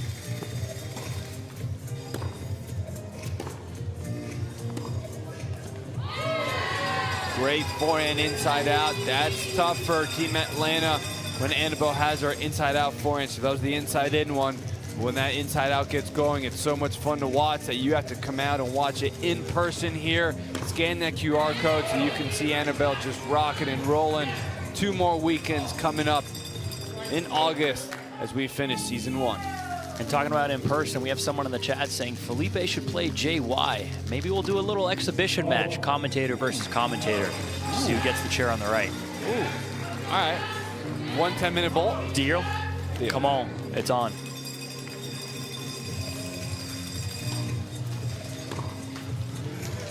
What are we gonna put on it? Let's go some Jenny's ice cream. Ah! Oh boy. All right, I win. I get 3 scoops of gooey butter cake. 3 scoops. Okay, fair enough. Big forehand right there from Ava. I'm JY Obone, Felipe Costa. It looks like we just got a bet going, but there's a big match in front of us first that's going to be finishing before we get started. 17-16 in the women's portion. Annabelle Thomas near side. Last minute in this first of 3 10-minute bolts. Ava's trying to find that power that she wants to use, but she has to pick those moments. You see the Team Atlanta bench over there on the side. Maybe they look a little bit down. You know, Wool and Trent don't really have the best smiles on their face. Obviously, they're really, you know, kind of sad after that disappointing men's performance. But I think, you know, if you're really trying to get your team a victory, you got to push that off to the side and insert some energy into the match here. Yeah, I think their team needs to just start firing it up. That energy on the sideline is so important. It's just this deficit right now is kind of getting to them. You can just see they don't know how to handle this. Tanya's bouncing her feet, at least trying to stay fresh. Kevin King with the sweater on had a little bit of a knee issue during his singles time. I don't know if he's going to see the court again today. I don't know how much that would have helped him with the level that Sam Nicholson was playing, but we'll see how much that'll impact him in doubles when he's definitely their star. 19-18, big deficit in the overall dual portion.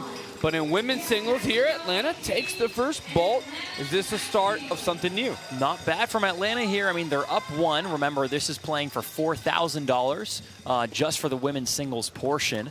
We're going to see if Atlanta kind of can dig their heels in a little bit and cause some momentum shifts in the match over here. Going in through the highlights, you know, you have Annabelle as stoic as ever, trying to stay focused with Michaela maybe spraying a little bit more than she normally does. She has such a heavy ball going through the court.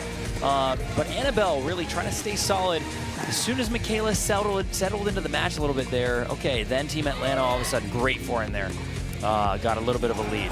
And Atlanta got their first bolt of the day there with Ava finishing it off. She's with Kelly. Sure did. The big forehand. You guys get the first bolt of the day. How much better does that feel as you try to inch your way back into this one, Ava?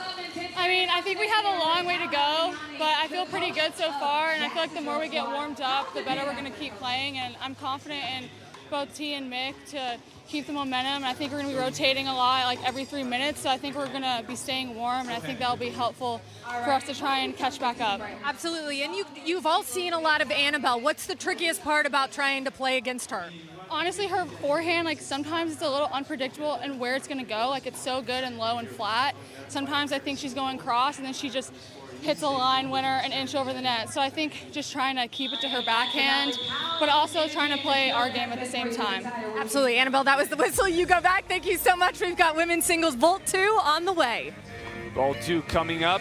Atlanta trying to build some momentum. They did get a bolt only by 1 point. You got to start somewhere, so they'll take that as Tanya Sosnskaya is going to be in for Ava coming up next.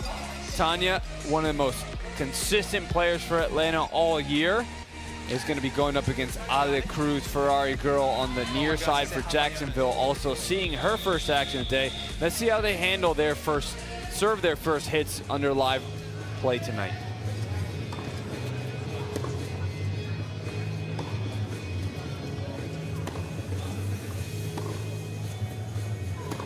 See Ale there definitely likes to work from back in the court, forward, has no problem taking her time, using that heavy top spin, growing up on the red clay in Mexico.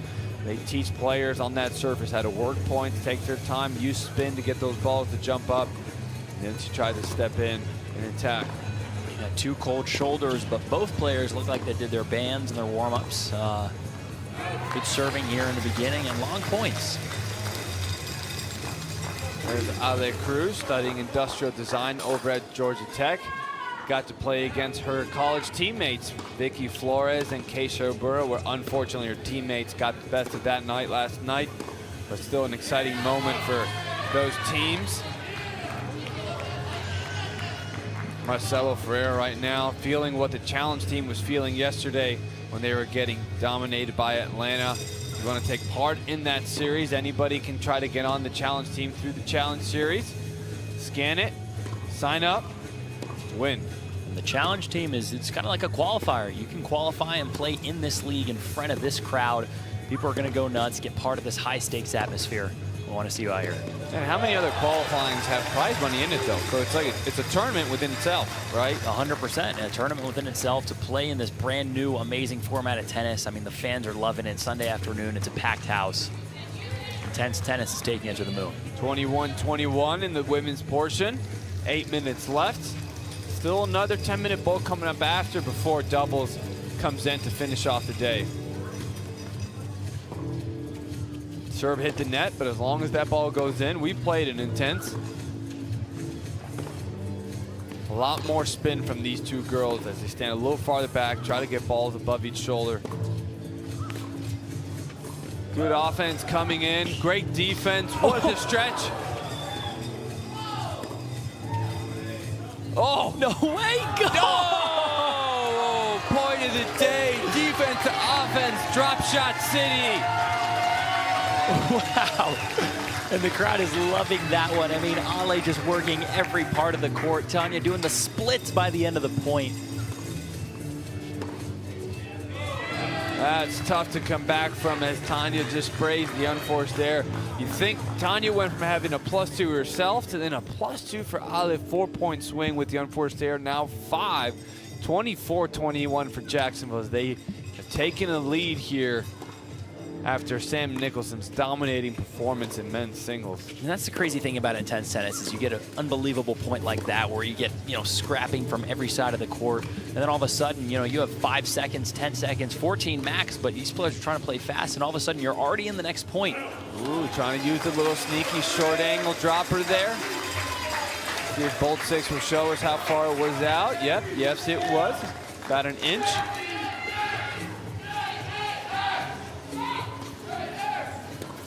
Got the Jacksonville bench starting some chants over here. I'm loving that team camaraderie. Way to move forward. Stefan Edberg style. We're taking it back to the 70s. Get your ass up to the net. Come on. 70s? He ain't that old. Me? 90s. No, Edberg. Come on. He ain't that old. I still got to watch him play a little bit. Loved it. Loved the way that serve volley came in. Wilson Pro Staff. I think everyone that's older than me uses a wooden racket. Like you back in the day. I think you're just so young that you think everybody is older than you was born in the 50s and 60s now. Young buck over here. The 90s and 2000s did happen, bud. Yeah, no, I was born in the 2000s. The 90s must have been like 100 years before that. That was when wow. The Cold War was. I'm retracting my invite for that August 2nd duel that wanted you to come back at 2 o'clock. Hey, you don't need an invite because what I'm going to do is scan that Challenger QR code. I'm going to fight my way and make it into the Intense. Well, I think I know who makes the draws. Oh boy, it's going to be me versus JY for some ice cream. Or you versus another alternate in the back courts. True, because you would play with a wooden racket, would have no advantage. Let's see it. Tanya trying to build some momentum, but giving it back up with a couple faults. 27-26. Annabelle Thomas on the near side. Clemson graduate against Tanya, the UT.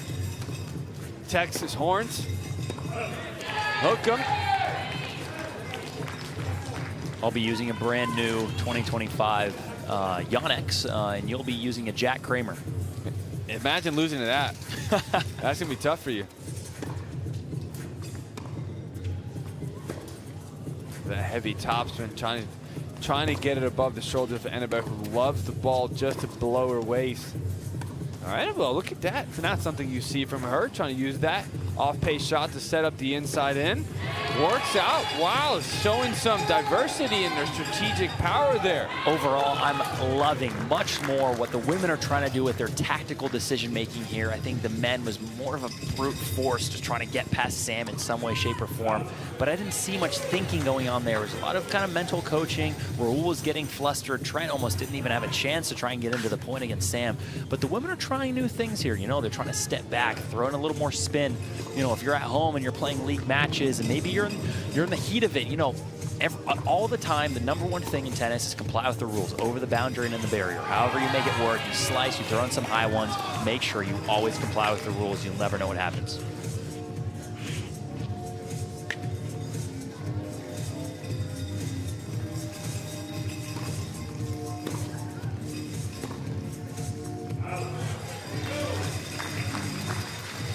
.30-28. Very close here in women's singles.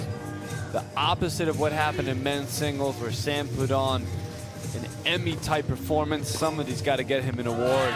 Get that forehanded award. Holy moly, return of the day. That forehand deserves an Oscar. Max is going nuts on the bench there, loving that forehand. Martine, the forehand guy. So much energy coming from Team Jacksonville. That's the benefit of the scoring system. Annabelle got +2 on the previous point when you hit a clean winner, and even though she hits a fault there, still nets 1 for her team.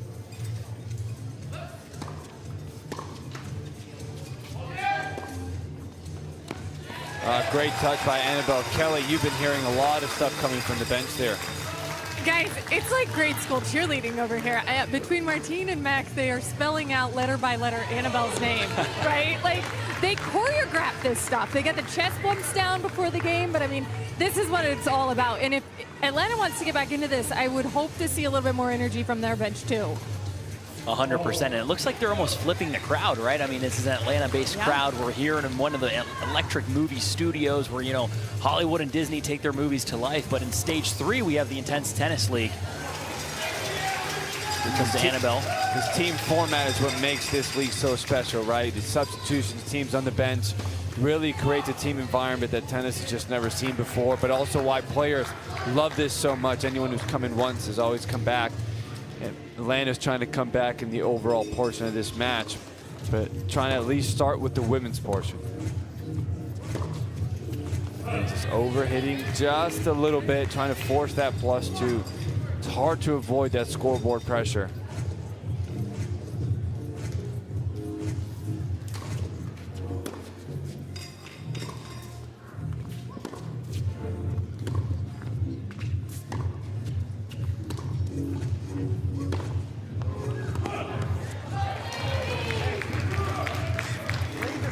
But bigger targets. I'm okay with the shots you're going for, but bigger targets.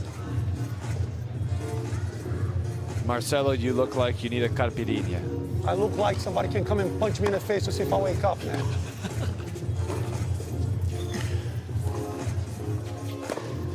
Marcelo, what do you think your team needs to do here to try and adjust to this Jacksonville strength? A heart transplant. Well, we'll pray for you for the rest of the match. Good luck. Thanks.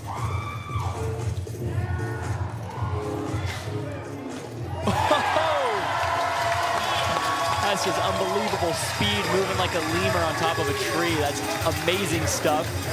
All of a sudden, we have an ATL chant going on in the crowd. ATL bench is up on their feet. That's the type of stuff you can't do. You need to back up these points in a row. That's the only way you gain momentum in this league. Only a few seconds left, 20 seconds here. Stalling by Team Jacksonville.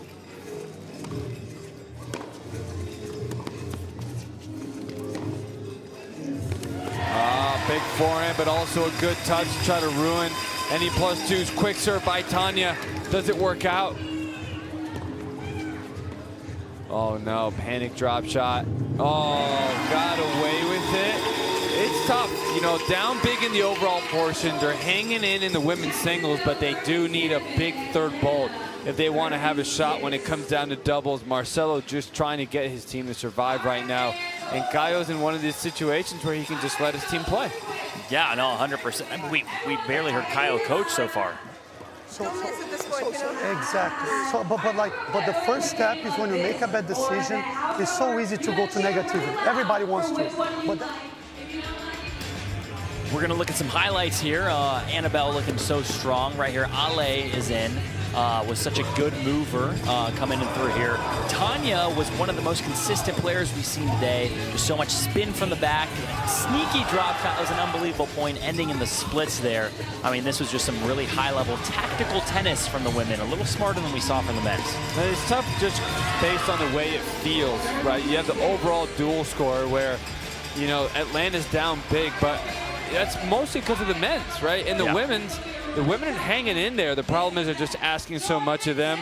You know, Kelly's down courtside with Annabelle to see what comes next. Yeah, well, Annabelle, tell me how it feels when you come out and start women's singles after Sam gives you the kind of lead he did. Yeah, I mean, it gives us a lot of confidence, but we know that every bolt is different. We just have to take one at a time and keep building. And I'm really proud of how we're doing. I just want to keep it up. I can see the intensity on your face from last night, that match, to coming back here today. Where's the mindset for you? Yeah, I mean, no one wants to lose.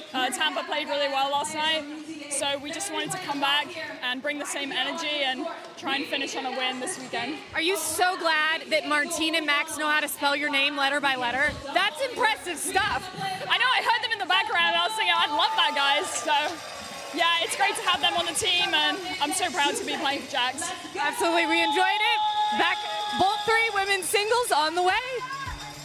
Annabelle having a great time. It must be easy when you have that big lead in the overall score, but in these last 10 minutes, for them, as much as they have the huge lead in the overall, whoever comes out winning this women's portion is going to get $4,000. So they still have a lot to play for, even if they have this huge lead in the overall duel. And that's what Tanya is going to try to help her team win, who's serving on the far side for Atlanta.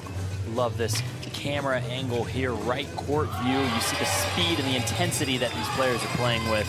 Annabelle really locking in, staying focused. Wants to not only just get comfortable in the lead, but really extend it. +2 there. If you hit a clean winner in the Intense League, it counts as +2. Then you go back and you serve on the same side. Thank you to everybody watching on Peachtree Sports Network, YouTube, and for those of you that are on Twitch, paying attention to the chat, jump on in, talk with us. And more than anything, click that lovely little heart so you can follow us and get notifications when we come back live in just about 2 weeks in August.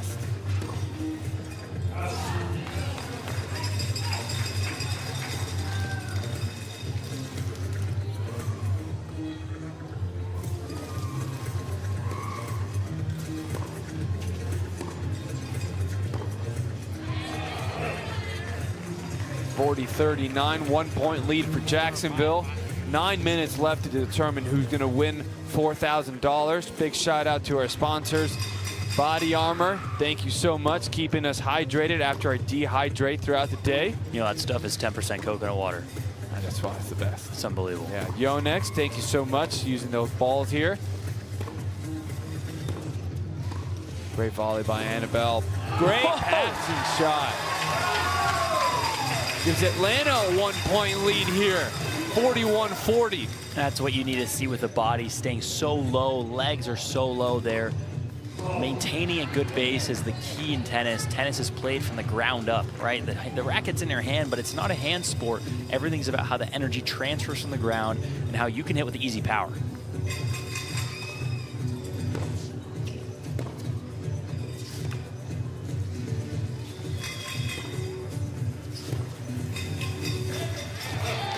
Tanya trying to slide around and create some great defense, but Annabelle finding too much of her forehand, running her around left to right, 42-41.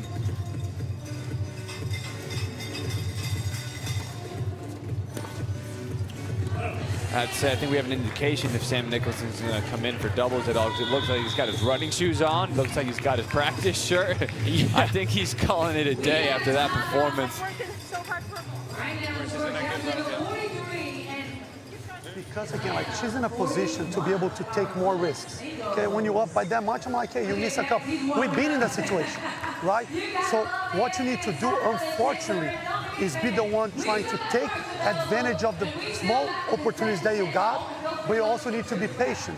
So one thing that you need to do is go more through the middle. Because at least if you're playing the ball heavy through the middle, more body backhand, she's gonna try to run around. But if the ball is heavy and deep enough, she won't be able to do a lot here. But the one thing that sometimes you don't do, which I told you before, you hit a good shot from back here, you push the opponent back, but you don't gain ground. And then you're trying to be aggressive from back here. So try to go belly button, belly button, belly button, get inside the baseline, and then you open up the court. Don't rush to come to the net unless you're in a position to really close in tight. Okay, come on, come on. How difficult is that, though? I mean, he puts it so simply. It's beautiful the way he can break down the complex into simple terms, but he's asking her to play more offensive, has to take more advantage because they're down on the overall score, but somehow be patient. Like, that's not easy. The secret to that is really in the movement. Unbelievable shot there, by the way. Insane little chip slice angle pass. But what Marcelo was saying, if you really want to execute that well, it's about that, not horizontal, that vertical movement forward, up and back through the court, making sure you give yourself enough time by moving back, creating space. But when you want to attack, it's not just about slapping from deep behind the court and trying to go for the corners. It's about moving forward, taking time and space away from your opponent, and then still hitting a high percentage shot. 43-43, tied in the women's singles portion. I'm actually, well, should we be surprised that, it looked like Tanya off that return scooting to the left to cover the down line, but I think Annabelle loves her forehand cross and forehand inside in a lot more. I'm not sure why she anticipated that so early. That confused me a little bit. Maybe she feels the pressure that she's going to have to, I have to do too much. All of a sudden I have to start anticipating shots before they even get there. I don't know. Maybe this scoreboard pressure, she said she was going to play the same as if she was up 30 points when they were down 40. Looks a little flustered right now. Well, if you've got your head straight on as you're watching this, make sure you can open up your phone, open up the camera, scan the QR code. 2 more weekends coming up of the Intense League to finish off Season 1. Sold out crowds all weekend. Come out and find out why they came to one of the most unique settings ever, not just in tennis and sports. Where else are you going to be inside of a movie studio watching a sports league? Absolutely incredible. So was Sam Nicholson's performance in men's singles, and Annabelle Thomas trying to help push that lead a little bit further, 47-45 in women's. Yeah, I mean, this event is one of a kind. There's some food here. There's a lot of drinks. And when I say a lot of drinks, I mean a lot of drinks. We actually had a ball fly into the hands of one of the patrons yesterday, that was pretty sick. Ooh, I'm going to disagree here with Sebastian. He's going to give a +2 for Annabelle. I actually do think she touched that. And when you're Atlanta, you want every point because you're $4,000 on the line in the next 5 minutes. So you see that score on the scoreboard, 49-45. That's the women's portion. That's $4,000, and an extra point just went to Annabelle. And I just going to call it as it was. I think that was a mistake. I saw Tanya tap that and change the direction of that ball, 50-45. And all we'll of a see sudden, if it matters. What is that? A 2-point lead becomes a 5-point lead with 5 minutes left to go. How good, AB? How good, AB? How good, how good, how good? Caillou, can you hear me? Yes. Caillou, how are you feeling about this recent little push and momentum here from Jacksonville? I feel great. I feel good. I feel like our team is very energetic. We're all playing our game. AB staying solid from the baseline, taking her chances, and doing exactly what we planned. This is plan A, and it's working. And what's the overall vibe from your team after Sam got such a big lead? Are you guys feeling confident, calm? Are you hungry for more? No, we're hungry for more. Definitely, definitely. That's what I keep telling them. Like, I don't care about the other boats. It's boat by boat, and every boat we gotta keep hungry. Definitely stay hungry. How good, how good, safe on the boat. How good, let's go. That's good stuff. Thank you, Caillou. Michaela Gordon in on the far side. for Team Atlanta. Captain trying to get this women's portion going for the Atlanta. Last 4 minutes here to try to win $4,000.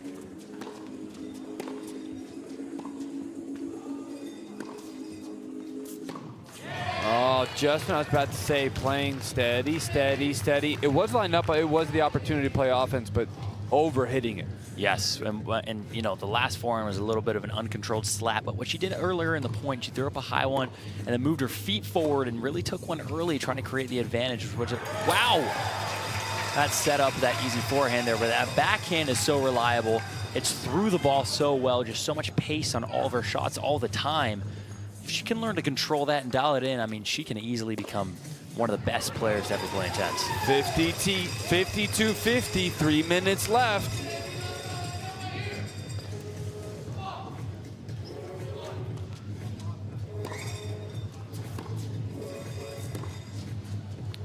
(52-51), 1 point lead. Men aren't going to be happy as it doesn't impact them too much, but the women right now, $4,000, last 3 minutes.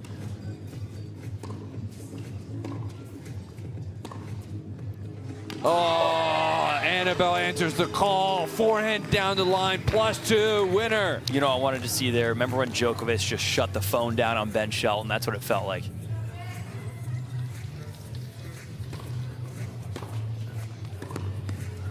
I think Michaela just picked it up and dialed it right back and said, I'm still here, 54-52, still only a 2-point deficit. Saying 911, I'm going to cause an emergency.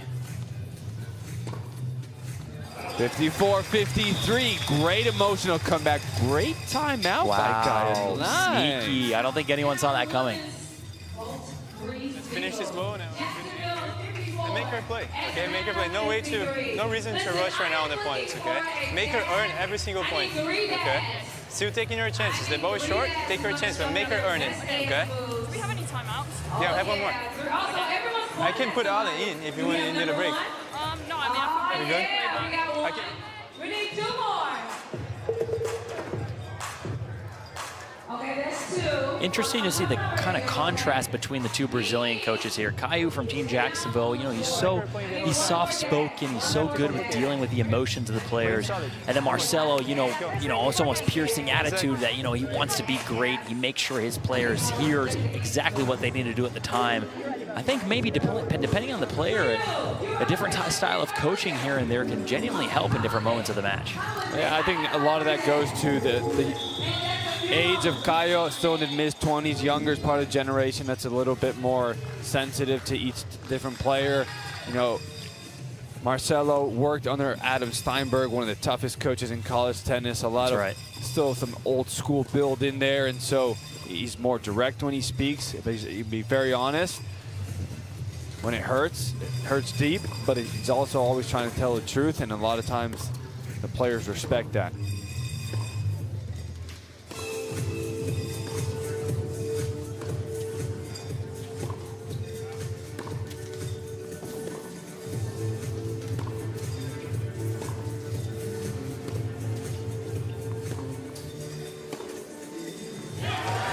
(54-54) tied. Very interesting. Caio was saying you don't need to rush there. Playing a steady point. Over hits on that one. Had the inside in, but didn't need to go that big. Minute left. $4,000 going to be decided.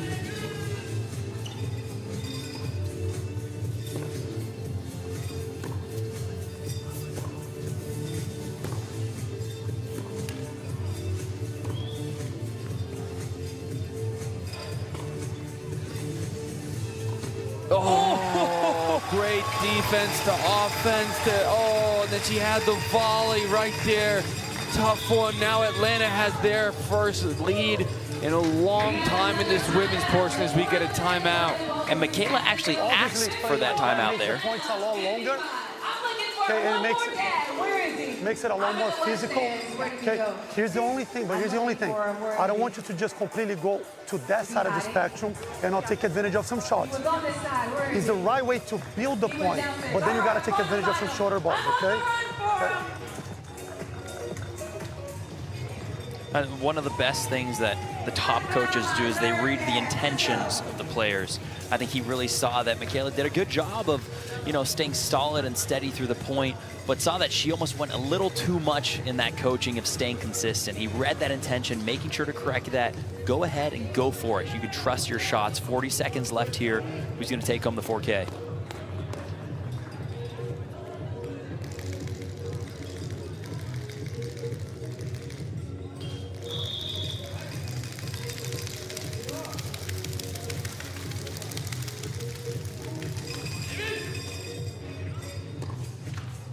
No way. Oh my gosh. +2, the net court save for Annabelle gives them a 1-point lead. We might only have 1 or 2 more points left to decide $4,000. Oh my. Oh, wow, we are tied. Yeah, I kind of want to see a tie. No way. No, I don't think we're going to get a tie, though, because this is going to go down to the last point right here. Michaela's going to serve. She's going to have to serve it before the clock runs out. This is it. $4,000 on the line. Oh, she's tight. 4K on the line.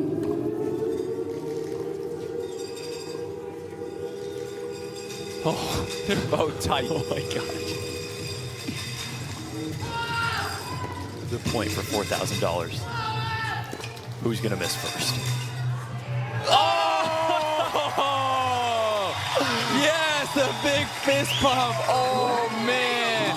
And even though Atlanta's down big in the overall duel, they win the women's portion. That's going to give them a lot of great energy going into the doubles. $4,000 going into the women. You could, both players feeling the pressure there. Wow. I think both players and the fans, like all of a sudden for the first time today, it was quiet and everyone, the tension is there. You saw Michaela's arm get a little tight and short, but obviously, throughout that whole bolt, such high quality level tennis there. Strategic from both sides. You saw some more timeouts being taken. Look at Annabelle there, just absolutely unloading on forehands. And by the end there, I mean, that was such a tough battle. Leads here and there, and boom! After the time has run out, obviously, Atlanta coming through and getting the 4K. Yeah, Josh, what a tight bolt. Great job by Michaela to come in, who's with Kelly. Yeah, great job, great reaction after that final point. Did you know everything was on the line on that final point? So as I was about to serve, I saw that there was 5 seconds left on the clock. So I thought this is probably the final point, and I was going to play that point and just not miss. That was my goal. But you win the women's part. And as far as getting you guys back into this match, how does that feel? Because that was a big reaction from you. It feels great just to come through at the end after being down 6 points. And I think I wanted to prove it to my team because they've had my back so many times, so I wanted to do the same. But I am sad that we didn't close that gap more in the full match. Hey, but you've got doubles coming up. How do you do that? Feeling good about it. I think we'll probably have Tanya and Ava start, and they're such an awesome team together. I mean, Kevin King is the best doubles player I've ever seen, so feeling really good about it. All right, well, you get out there, cheer them on. Good luck. Thank you so much, Michaela, and congrats on the women's singles. Thanks, Kelly. There you go. Michaela, what a reaction, too. That was so much fun, you guys. We've got doubles, the final bolts coming up next. Let's take a quick look at that women's singles. That was so tight. All 3 bolts, overall duel.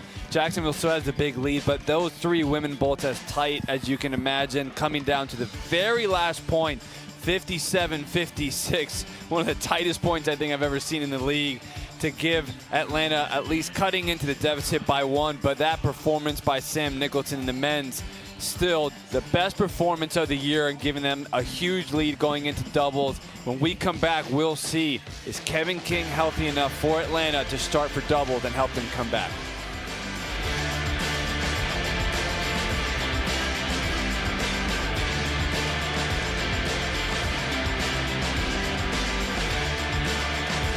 I made more money this past weekend in 3 days playing Intense than I ever made playing a pro tournament.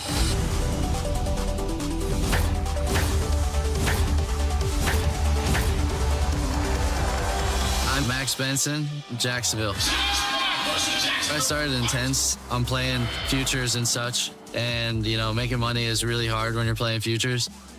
I would say a lot of people probably look at tennis as like a rich person's sport, which having a lot of money makes things easier because then you're not thinking about that. But like in my case, I would say it's more, oh wow, I have to book a flight, book a hotel, and then on top of all of that, I have to pay for my food, my travel, the entry fee, all the stringing. I mean, a lot goes into it. Once I graduated, I did have a nice graduation present from my parents, so I could go play in Europe. But after that, it was all back on me. I had never booked a flight for myself before. I had never booked a hotel, Airbnb, public transport. I went to tournament after tournament. I don't know anybody. They might not even speak English. I went there and figured it out by myself. Everything is on you, like when you're playing pro tennis. So if you do choose to travel with a friend, with a coach, with a physio, whoever you want to travel with, you have to pay them, and you also end up paying their expenses. Sometimes you kind of think in the back of your head, well, the only way I end in the green this week is if like I make semis or final or win the tournament. I went to Austria, and my buddy and I, we played a 25K. We won the doubles, and we still probably ended maybe positive 100 euros by the end of the week. With the money that I'll make from Intense, I'll be able to play way more. After this past weekend, I basically doubled my bank account.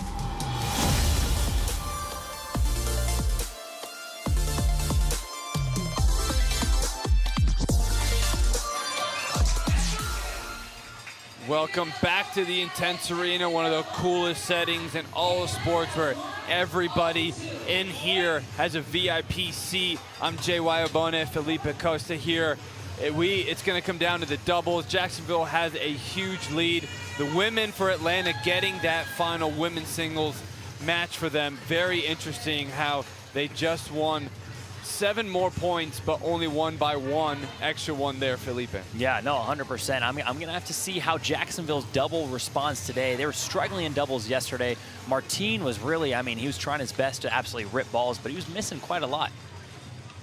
It looks like Kevin King is healthy enough to start. We'll see how that knee holds up as we go down to the coin toss. This is the start of our doubles. Team Jacksonville is host. Team Atlanta with the call. Tails. Tails is the call. It's heads. Jacksonville to serve.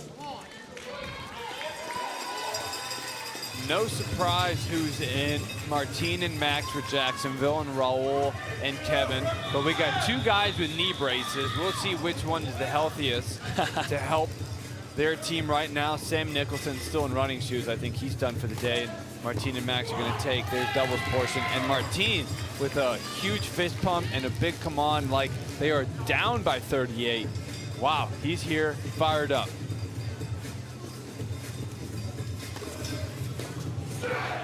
Another big one right there.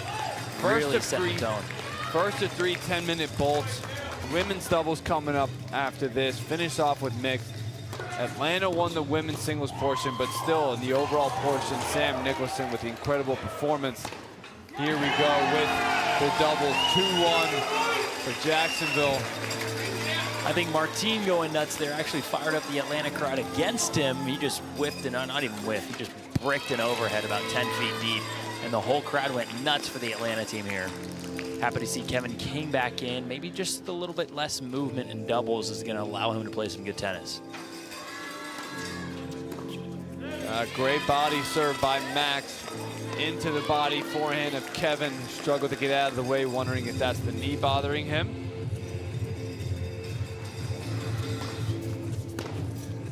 Huge forehand, but a little bit too big, but still a lot of big love over here from Intense to all their partners, as you can see them on the bottom of your screen.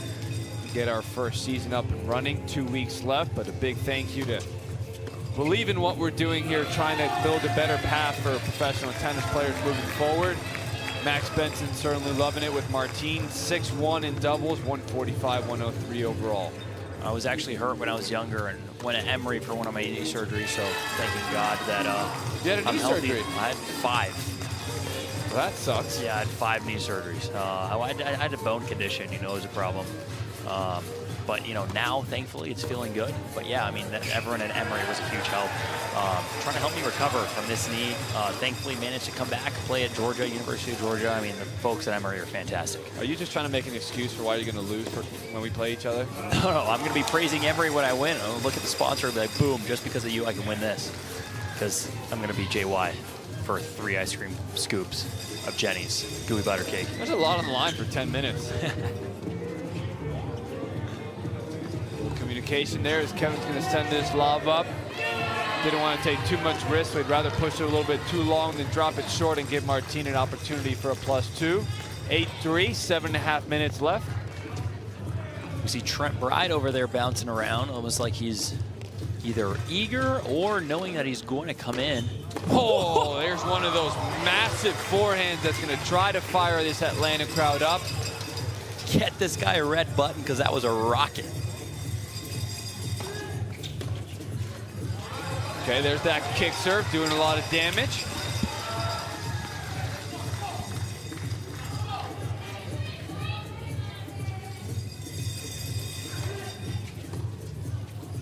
So tough to handle it. This court really takes spin, and he's got such a loose wrist to get that pronation on that serve. He'd get for spending a lot of time training on clay to get serves to jump up. Great hands right there by all of these players. +2 by Kevin King, trying to dig forward. Ball gets sent into the stands. If you come here, you might as well interact with the players, because you're right on top of the court. Seats don't go out, they go up and in and around. Everyone has a VIP seat when coming to intense tennis, especially in the doubles. It's kind of a dangerous game out here. You get a short volley, you're putting it off the court. Make sure you scan this QR code to get your tickets right close, up in action with the players. We had a drink get spilled yesterday because the ball came flying. That's the type of stuff you want. That's the stories you're going to tell your kids. 8 points in a row for Atlanta. 10-8, they now have the lead. Martine is not happy with our friends at Bolt 6 making that call. Looks like it was in. He wanted to be called out. A lot of +2s being racked up. 14-8 for Atlanta. Usually it's Kevin King doing a lot of the damage, but right now it's Raul. His serve and forehand that are just so difficult to handle. 13 points in a row for them, 5.5 minutes left. I mean, I gotta ask, is the extended grunt winner in tennis one of the most epic sporting moments? Maybe the bat flip, maybe the club twirl, but I think an extended forehand grunt winner, that's gotta be highest aura moment of the day. Huge fist pumps from the Atlanta side. The crowd is getting back into this as Atlanta's trying to mount a comeback. High fives all around from that side of the court. Huge 8-point lead here. Let's see what the coaches are going to say to their players on this huge momentum shift. Maintain that confidence on the surface. Maintain the confidence. All you have to do is head on over behind the west stands and pick up your intense merch. We want to see you guys wrap it all around. When he's serving, is the best time to capitalize on opportunities, because you don't need to move as much, right? Don't you feel better ahead than that? It's easier than you having to serve. Say it again, I didn't hear you. It's easier when he's serving for us to try to capitalize as much as possible. There's less pressure on you, right? So hey, keep placing it well so he can take care of business. There you see a little strategizing between Marcelo and Kevin that is probably directed at his knee, trying to tell him if you're going to move, do it a little bit after when you're at the baseline or when you're returning. But when Raul's at the net, it's a great time to just hang around in the middle there because he's serving so well. It doesn't need to move too much to poach, save his knee. I mean, at this rate, do you think this momentum could just be built throughout these 3 bolts and all of a sudden Atlanta comes out with a win? Absolutely. I mean, we saw it last night. 25-point deficit came down to 7 within 10 minutes. Yeah. And we have 24 minutes left, so there's definitely a lot of time. But just like last night, it's going to take perfect play from them. They're playing as well as they can. But there's no room for error. I don't know what Raul is complaining about over there. Does he think he touched the ball before it bounced, possibly? No, he's just hoping. That's probably more probable. Maybe he's trying to get in their head automatically, right? Distract them, cause problems. So serving is getting a little bigger here with both teams playing out of their minds right now. All right, let's see how Kevin goes up for his serve here.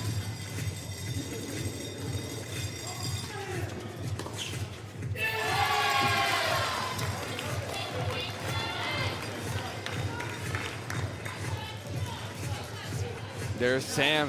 He's in training shirt, training shorts, training shoes. Should he have kept his uniform on as Atlanta's coming back?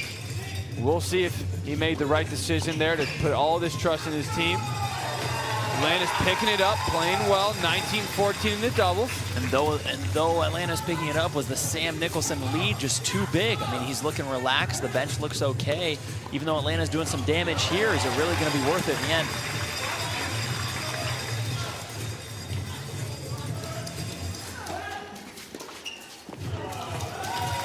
And a +2 right there. 22-14. Atlanta's racking up the +2s in doubles. Great hands by Kevin. Gets up for it. Another +2. Kevin King reliving his youth. Getting a little over 3 inches off the ground there. Just want him to rip that knee brace off. Rip it off. Come on, rip it off. You don't need it. Let's go, Kevin. I mean, this guy's flying around the court. 6 points in a row for Atlanta. Just missed it right there, but still 11-point lead in the doubles, cutting into the overall. This is exactly what they were hoping for. A little too big, a little too anxious. It's tough when you have such a weapon like that to not go for it and trust it. 100%. The most temptation you'll have in life is success, not failure. 2 unforced error returns. Kevin just, when he goes into that body forehand, just struggles to get out of the way. Martin is looking to bring his energy right now to stop this run by Atlanta.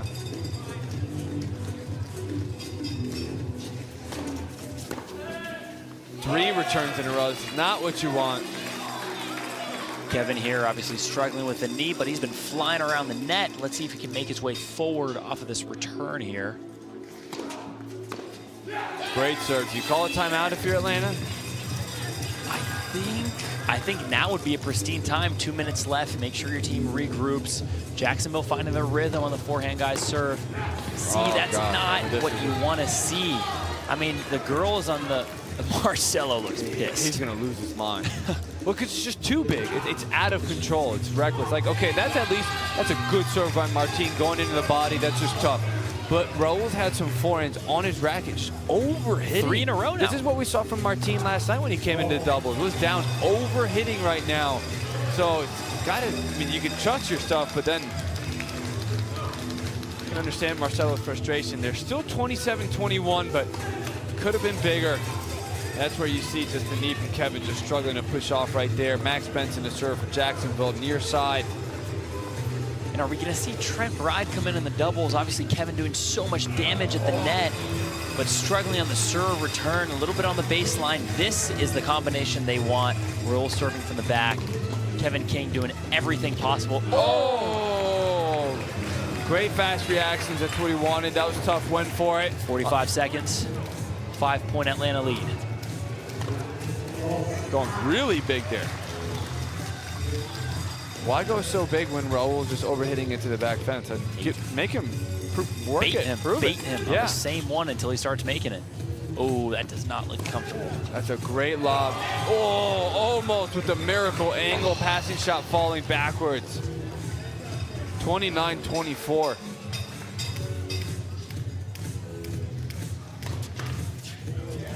$30-24. Wow. All right. Kevin King at the net here. Take your time. No, don't rush. Oh, no. Wow. What? Oh, he just went for it. And that's going to be too fast. 31-24. They had a bigger lead. Played a little bit reckless. Still slowly cutting in the overall duel. Some of those returns, Raul. Come on, man. No. There's no, come on. Okay, one thing is going for it. You miss 3, 4 hands deep just, I'm like, when we catch momentum. I mean, this is the kind of stuff that we cannot fucking afford, man. Come on, man. We finally got some momentum and you... Let's take a look at some of these highlights here, Felipe, where a lot of Atlanta, but Jacksonville hanging in as well. Yeah, 100%. I mean, Atlanta all of a sudden coming in back with Kevin King. Though the knee was bothering him, take the risk, put him in, and he performed out of his mind here, struggling a little bit from the back. Kevin was all show there. The forehand guy serving really well, kind of dropping it in a little bit more than yesterday. Kevin just eating it up at the net. And Marcelo, wow, I mean, that tug on Raul's hand there at the end, he was real pissed. I mean, he missed 3 easy forehands in a row. That's not the sort of stuff you want to see to build momentum. Yeah, just a very interesting time right there, Kelly, where Atlanta won that bowl, but so much frustration because of the way it ended. Yeah, that's why I'm standing here solo, guys. Marcelo not wanting to do the interview right now. You heard him coaching up his team. Not that he wouldn't have had I pushed, okay? But you understand the emotions right now and what he was saying to Raul. To him, there they had built that momentum. We saw what Kevin King was doing at the net. They started to really make a push. And then to what you were saying, Felipe, Raul just had a couple points there where he was going for so much. And that is what I think Marcelo was kind of in his ear about, right? We just can't have those mistakes in those moments. It's one thing when you're doing it in the first bolt of the day. It's another when you're trying to get yourself back in the team overall match here. Certainly, they still won that bolt, and now we'll see the women's doubles take over here in bolt number 2. On the way, certainly plenty of time left for Atlanta to get back in this one against Jacksonville, guys. Will be very interesting because they obviously have the lead in the doubles, but does the way it ended actually ruin momentum and bring a little bit of negativity, or do the women just build off of? We'll see in a few minutes what kind of effect that had. You know, as Raul and Kevin, we're gonna have to wait to come back into mixed doubles. I'm Jay Wayabona and Felipe Costa here. Sophia Johnson's gonna be in on the near side with Annabelle. For Jacksonville, Ava Harasser, Tanya Sostinskaya on the far side, 31-24. Atlanta did have a double-digit lead in doubles. They're riding the momentum. The crowd was just really getting behind them. It just a little bit of a sour finish at the end, but now we got women's doubles coming up. Sophia was so excellent in doubles yesterday for Team Jacksonville. She was the one that really closed the lead there at the end in both women's and mixed doubles at the end of her bolts. I mean, she, fired away 5 winners in a row to bring that lead from 25 to about 5. Oh, great volley right there by Tanya, faking the move middle, hanging there. Sophia took the bait, +2. They go back and serve on the same side after a clean winner. Oh, sliding it, body forehand, 34-25. Crowd coming back to life for Atlanta. Watch Ava here at the net. There's 3 things you can do here at the net. You can either stay home, which means as soon as the serve goes, you stay where you are as the net player. You can fake. You feel as though you're okay, you're gonna try and juke out the opponent, or you poach. That's when you fully cross over and take a ball that's not supposed to be yours.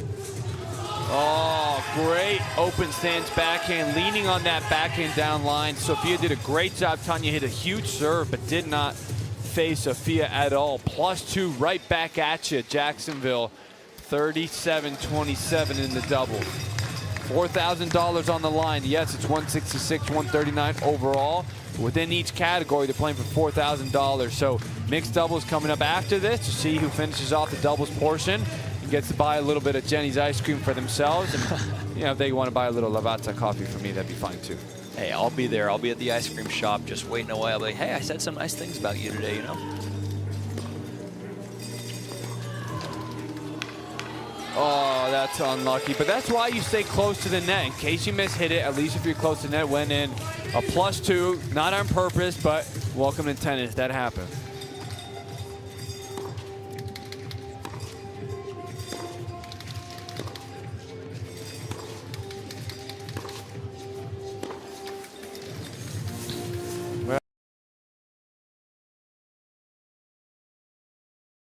I think Sophia thought Annabelle might have touched it by accident, but don't think she touched it. I think it was just a let, so it should be +2. Wait, no, it should be 39-30. They should be serving on the outside. I think they're only giving Team Atlanta a point.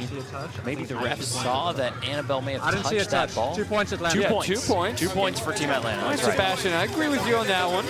You got the early one wrong, but this one you got correct. +2. Serve back to the outside. There we go, ref. 39-30. Miss Intense back here. He's got a lot of energy right here. Love it. How about this serve? Get there! Oh, boy. Yeah, let's go. How are you? Good to see you. We got Miss Intense Yeah. jumping in us. Jump in. We got a special appearance right here.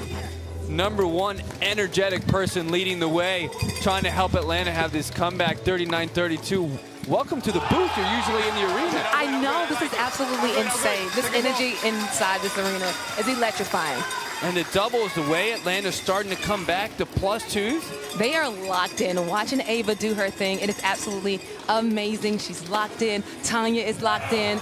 This is, anything can happen. We saw yesterday in the matches how they came back. Jacksonville kind of came back. They weren't able to pull it out. But anything can happen. Yeah, awesome. Well, look, we appreciate you joining us. This is Miss Basketball. I call her Miss Intense because she is leading the way in the energy in this sold-out crowd right now. Is Tanya. Great volley right there. What do we need to see from Atlanta to have this miracle comeback? They got to stay focused. They have to stay focused and get and win every single point. Every point matters in this bowl. They have one more board that's going to be the mixed doubles, but they need to stay focused and get every single point. We need some clean winners. Absolutely. Well, they racked it up in the men's doubles. Oh, that was for nice Jacksonville. by AB. Great move by Annabelle. We're going to see if Atlanta can stage this comeback. Thank you for joining us. You are so welcome. I'm going to continue to hype up this crowd. If you're not here, you need to get here, okay? All of my Twitch fam that's out there, YouTube fam, pull up on us right here at INTENNSE Arena. We want to see your face inside of this arena. Awesome. All right. Well, go do your thing out there. Thank you.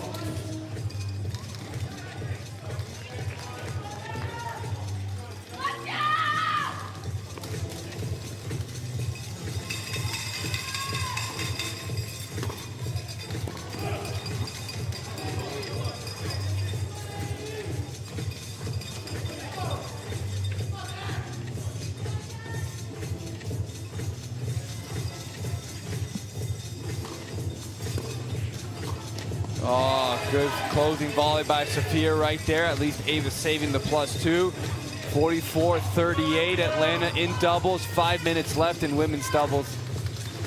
Felipe's back here. I was out of work temporarily. Miss Intense coming on. Gave you a break. That way you can go get your knee rehab at Emory. Set up that appointment. Yeah, I need to do my physical therapy.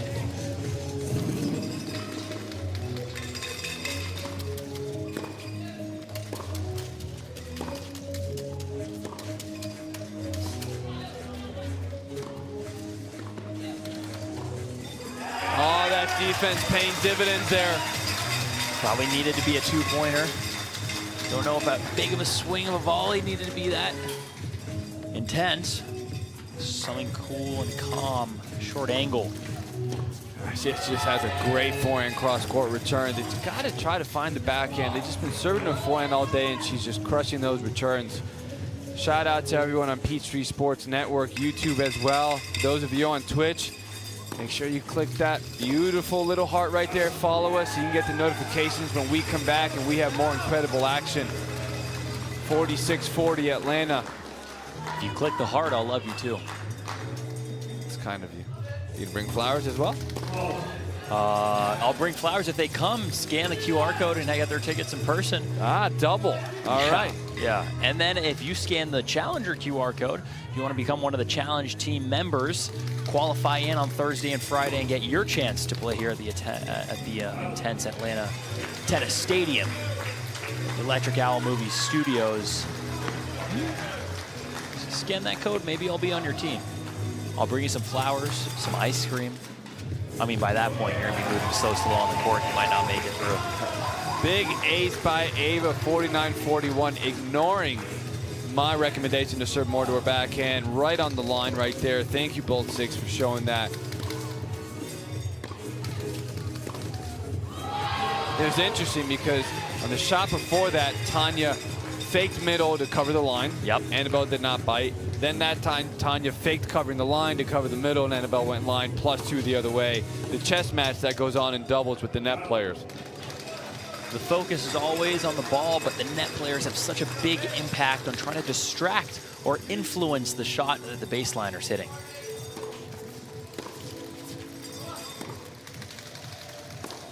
Big fake there.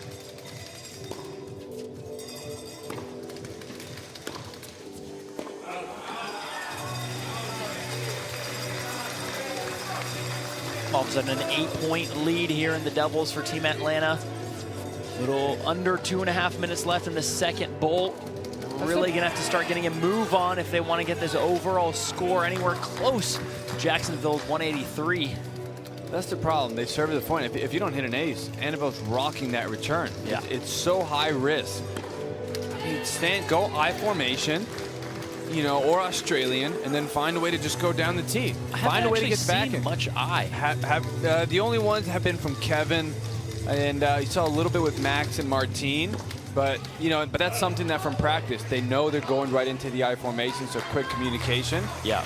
But so if you're not practicing, you can't do it. But still, with Annabelle rocking returns, maybe that's the time where you call a timeout. Though Atlanta only have one left.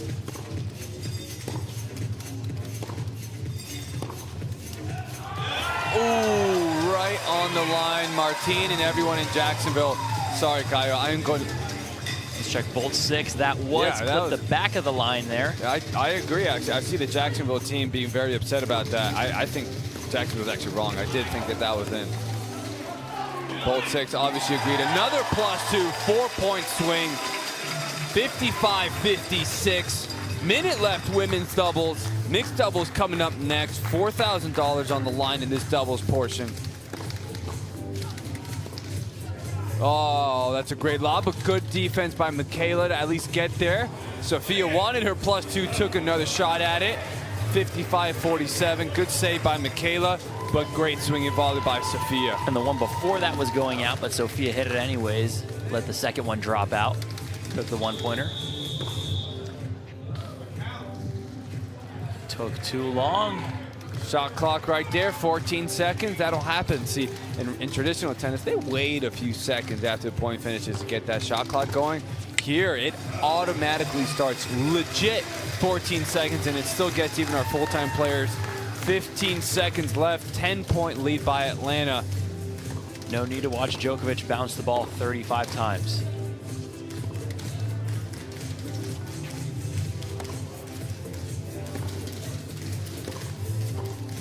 Oh, it's a brick and a half. You could build Little Piggy's third little house with that hand.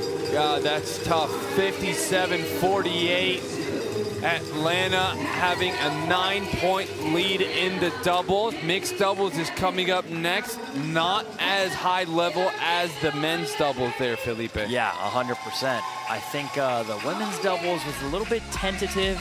I wanted to see some more urgency from Team Atlanta, knowing they're down heavy. They want that $4,000 from winning just the doubles line, but I mean, the overall score, they're still down, like 30 points. Some good winners here, clean 2-pointers. I liked my favorite thing about this doubles tie was how much movement was going on at the net. If you're watching at home, watch how the doubles player tries to influence whoever's at the net, tries to influence the shots that are being hit on the back. And there we see some of the movement, but let's see what Kelly's got here from Annabelle. No, sorry, she's got Tanya and Michaela there. That's right. Tanya and Michaela, you guys finished off that second bowl of women's doubles. Do you feel like you've done enough to keep yourselves in this one? I definitely believe we can come back. I always think there's a chance, especially with Kevin King and Ava Rassar in doubles. Like, there are a lot of quick 2-pointers, so I'm excited. Tanya, go through doubles just now. What was working for you from a strategic standpoint? Going for the volleys. Yeah. Just being aggressive? Being aggressive at the net. Either expectant or committing to a poach. Do I feel a rally coming on, ladies? We need to know there's a rally in the mix. I'm going to go to T. You've answered this twice. What do you think, T? I'm sorry, I missed the question. A rally. You guys coming back? Yeah, we are. Absolutely. We have Kevin King at the net. That's what we're looking for. Mixed doubles, final bowl on the way. Thank you, ladies. Guys. Mixed doubles coming up very shortly. Our final 10 minutes. A lot on the line with the doubles coming up. Kevin King pushing through with his knee, doing the best he can. Considering how he's feeling, had a great performance in the men's doubles. But on the other side, Martine and Sophia, the power hitters for Jacksonville, they are not going to be easy to go up against because they bring the fire, they bring the power, and it's just going to be a tough duo to go up against. You saw in that on-court interview with Kelly, the power and just the actual presence of Kevin King. You know, they know that really their chance is Kevin King getting these 2-pointers to the net.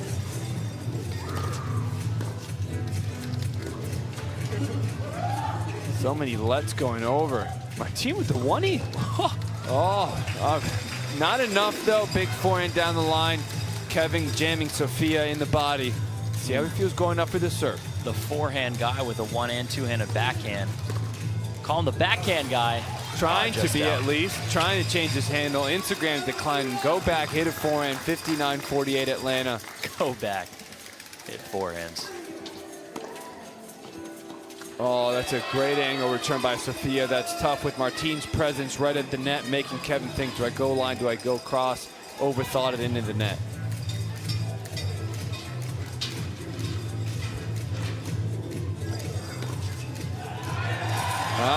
+2 by Ava. Huge return down the line.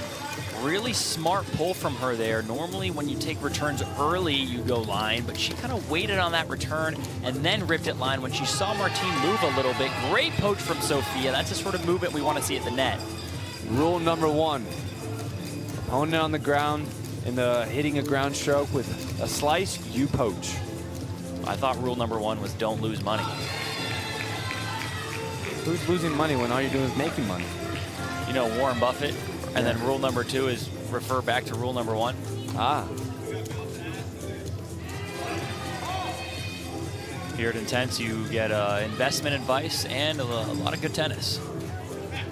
We can go to Trent for some investment advice.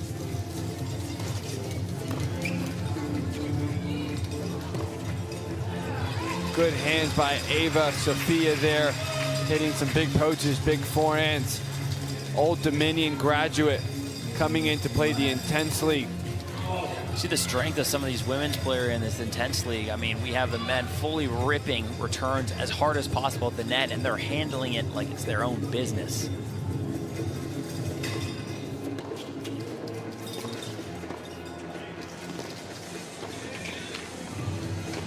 Volley virtuoso. That is the hand of a demon right there. He's all over it. Is causing hell for Jacksonville right now. That ball was going way out, but Kevin saw an opportunity for a +2, took the chance, paid off, and Sophia with the answer. Smart from Sophia. Kevin's trying to eat up the middle of the court there, which is where most of the balls go. It's going to be really important for Jacksonville to keep Kevin honest, go line a lot. 65-57, 7 minutes left, $4,000 on the line in this doubles portion. Atlanta has the 8-point lead. Backhand guy handle rejected once again. Instagram is happy they made that rejection right now. Topspin lob off the return. Kevin King is not the guy you want to do that to. Another +2. Martine was arguing for the only +1. He said he touched it, but no, that ball was about a foot over his racket there. 69-57, J.Y. Obone, Felipe Costa here. 12-point lead, 6.5 minutes left. We also got Kelly Kroll, courtside, who's hearing all the little secrets to send our way that we don't hear on the bench. She's got the best seat in the house. Martin Gutierrez, El Capitan, serving for Jacksonville on the near side. Whoop, what happened here? Ran out of time. Substitution on Team Atlanta. Ava coming in. Now we got height and length from Kevin and Ava on the Atlanta team here. Cold shoulder, should have done more band exercises. Emery's physical therapists are not going to be happy with that one.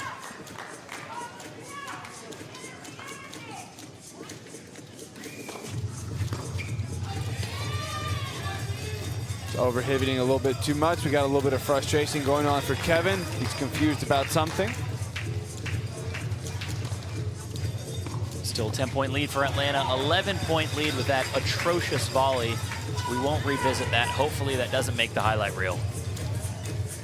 Caio Havagnani trying to will his team forward. They're up in the overall duel, but they're trying to get this doubles win as well as there's prize money on the line just for this portion. Great forehand volley from the forehand guy. Mixed up with the serving there. Forehand guy needs to stick with forehands and not serve.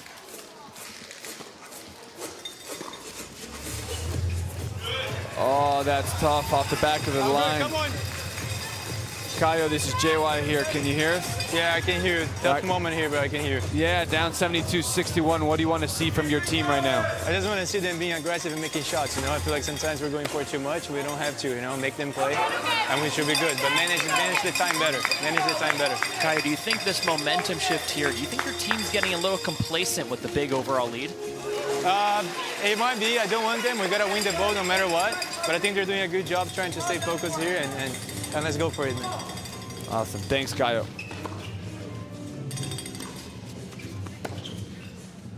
Timeout.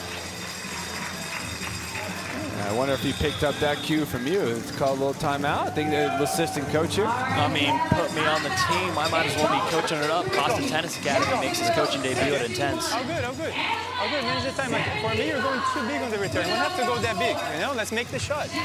Let's make the shot. Like, pick your target and be aggressive, but don't have to go that big, okay? Come on, let's go, guys. You do amazing in the net, but now because we need 2 points all the time, we gotta go a little crazy. But don't, because since his knee is not working well, the best time for us to get 2 points is when you're serving, because it can put volleys away, okay?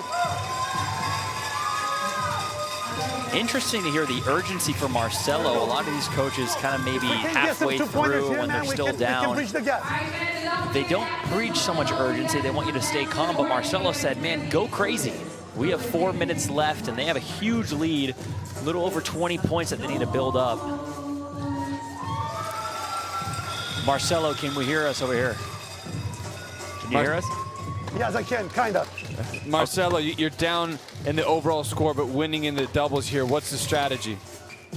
You're breaking up again, bud.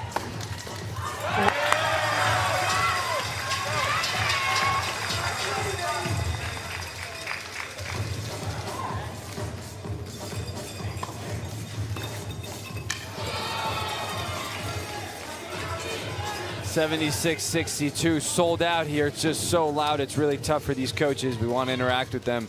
But inside this arena here, the sound really just goes around everywhere. Coaches doing the best they can to hear even their own players. Big energy right there with a +2 for Kevin King, 78-62. 16-point lead, 3.5 minutes left in the doubles.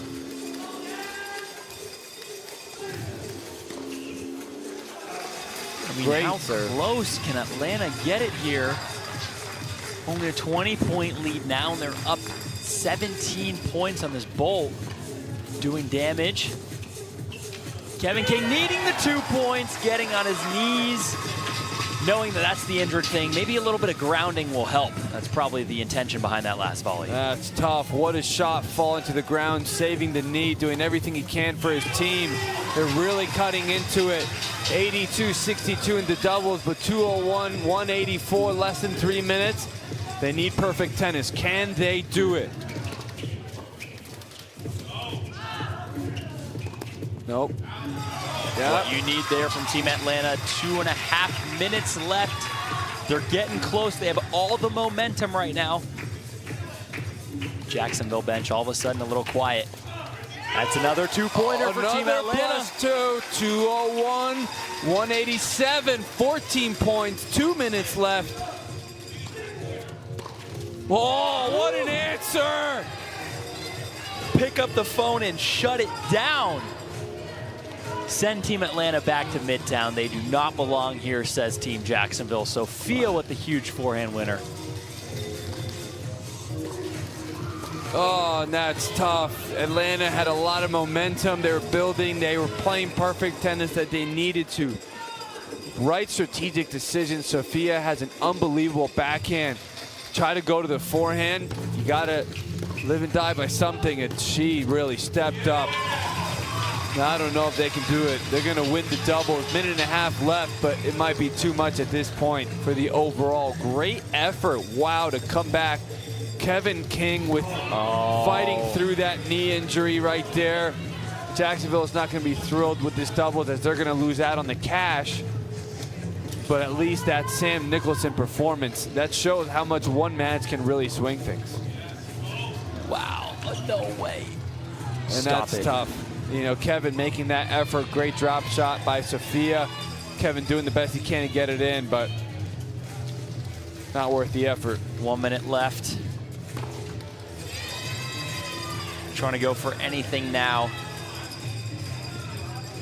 But at this point, with this much time, with that much of a lead, really looking like Jacksonville going to get their revenge on Team Atlanta. Last 40 seconds. Atlanta going to be a disappointing finish.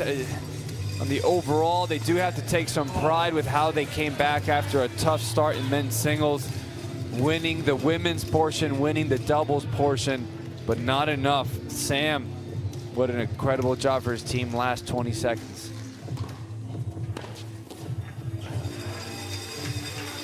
Unsure what Martin was thinking there. Probably not thinking much. I think he thought that ball was going out. We're going to get our last point of not just the day, but of the weekend right there. And that is going to do it. 89-69 Atlanta. They win the doubles. They had a shot right there. They needed to play perfect tennis. A tough start in the men's singles, but Jacksonville, what an incredible performance by Sam Nicholson, by far the MVP. He put them in such a big lead that they could lose the women's singles, lose the overall doubles, and still win by double digits. That's how good Sam played today. And you can imagine him being happy. Atlanta, good effort after what they were up against to get it within close. We got to look at some highlights, Felipe. Yeah, I mean, the lead that Sam developed, he broke a record. Most points ever put in a bowl, most points ever put in the match. So then all of a sudden when the Knicks doubles came in, well, you know, it was still all Jacksonville. Kevin King putting on a show, injured but all heart. I love that point from him, really taking advantage of the rules here, trying to get as many two-pointers as possible. They went on a huge run there. Tanya and Kevin King just putting up work at the net, but then Sophia shutting it down, bringing Jacksonville home with the victory, even though Team Atlanta had the momentum at the end. Yeah, Team Jacksonville taking a victory photo right there. We're going to look at our match summary. That's the doubles there at 31-24 for Atlanta. They got things moving for Atlanta. Would have been interesting if they didn't have those few minutes of a disaster in the middle when they had that double-digit lead in men's doubles. That's right. Allowed Jacksonville to come back, because then 26-24 in women's doubles, but then 32-21 in mixed. But then when this is what it was really all about. The men's singles, those three bolts, holy moly. Sam Nicholson, incredible job. Give themselves such a huge lead, over 40 points at one point. And then when we get to the women's singles, it was close. Atlanta had that 1 point victory, just going back and forth. It was interesting, just the +2 that Annabelle was racking up just to keep a minute, but just in the overall, 208, 191, that men's singles is just really going to stand out. Good effort by them for Atlanta to come back, and let's hear from the winning coach. Absolutely. They tried to make a push there at the end, certainly Team Atlanta. How were you guys able to hold them off, Kyle? I mean, we're just trying to keep our calm, you know, and stay hungry. I mean, they were going after us. It kind of flashbacks from yesterday's match when we were down and we were picking up. So, like, we had the experience, but now on the other side, so we knew how it felt when you have to keep composed and play our tennis. And that's why I try to remember our players like every single time. So they did a good job staying on the match. I mean, they were playing super high level. There's nothing you can do when Kevin King is putting away volleys left and right, you know. Just got to try to keep playing our tennis, and that's exactly what we did. The composure in that moment certainly played out. I'd be remiss not to go back to what we saw, though, at the very beginning. Talk about how Sam Nicholson set the tone today and how incredible that performance was to see. I mean, you guys saw it, you know, like his tennis speaks for itself. Amazing, just amazing tennis. Probably one of the best tennis I've seen him play, and so proud of him. You know, yesterday he came to the court with a little less confidence, but today he picked it up. Amazing level, set the tone right, which was amazing for the team. You know, like all we had to do was manage the lead, and we did that very well. So very proud of him, very proud of his performance. How proud do you think Claudio is going to be? You said you had big shoes to fill. You pretty proud of yourself? You should be. Yeah, I'm pretty proud of myself. You know, tough loss yesterday, but try to get these guys pumped. And I mean, Claudio has been a great mentor, you know, and I've learned a lot from him. So I'm very happy to be here and that he trusted me with this opportunity. So thank you, Claudio. Just saying a shout out to him. Right, that's great. Well, safe travels back. We appreciate it. Big win today. Claudio, you should be proud. That's a win for Jacksonville over Atlanta this afternoon. All right, thank you, Kelly, for those thoughts right there with Caio, Felipe. Let's talk about the obvious, Sam Nicholson. I mean, he was a menace, breaking records on the court today. And whatever Team Atlanta threw at him, I mean, he just had an answer. There was one key point that I remember when Raul was just teeing off forehands, backhands, no matter what. And what did Sam Nicholson do? Winner. I think that's something that Marcelo's going to be able to hang his hat on, at least for his team. The way they came back, the effort, even though they were down a lot. You know, their prize money was on the line, and they played for a lot in the women's singles, and then they came back in the doubles, and they did have a fighting chance. I think the second storyline that really comes out of it, I think it's 3, right? You had Sam Nicholson, number 1. Yep. Number 2 is going to be those 2-3 minutes where Atlanta in the men's doubles just missed like 7 returns in a row, just going completely reckless. You know, but then also Kevin King's injury. Right? Yeah. Kevin King was not at full strength. Still insane the performance he put on in doubles considering how he felt, but not the same man that we're used to seeing. That's right. I mean, we saw flustered Marcelo today, even Raul kind of teeing off on 3 returns when they had all the momentum. That's what Marcelo said. I mean, you guys were playing so well, and you just started giving points away. That's not what you can do when you start building momentum. Marcelo really frustrated there. I mean, that's probably one of the reasons why even with a knee brace and a knee injury, Kevin King was playing great, but they didn't put Raul back in, even though he was playing some solid doubles. Well, Felipe, thank you for joining us 2 days in a row. We hope to see you back.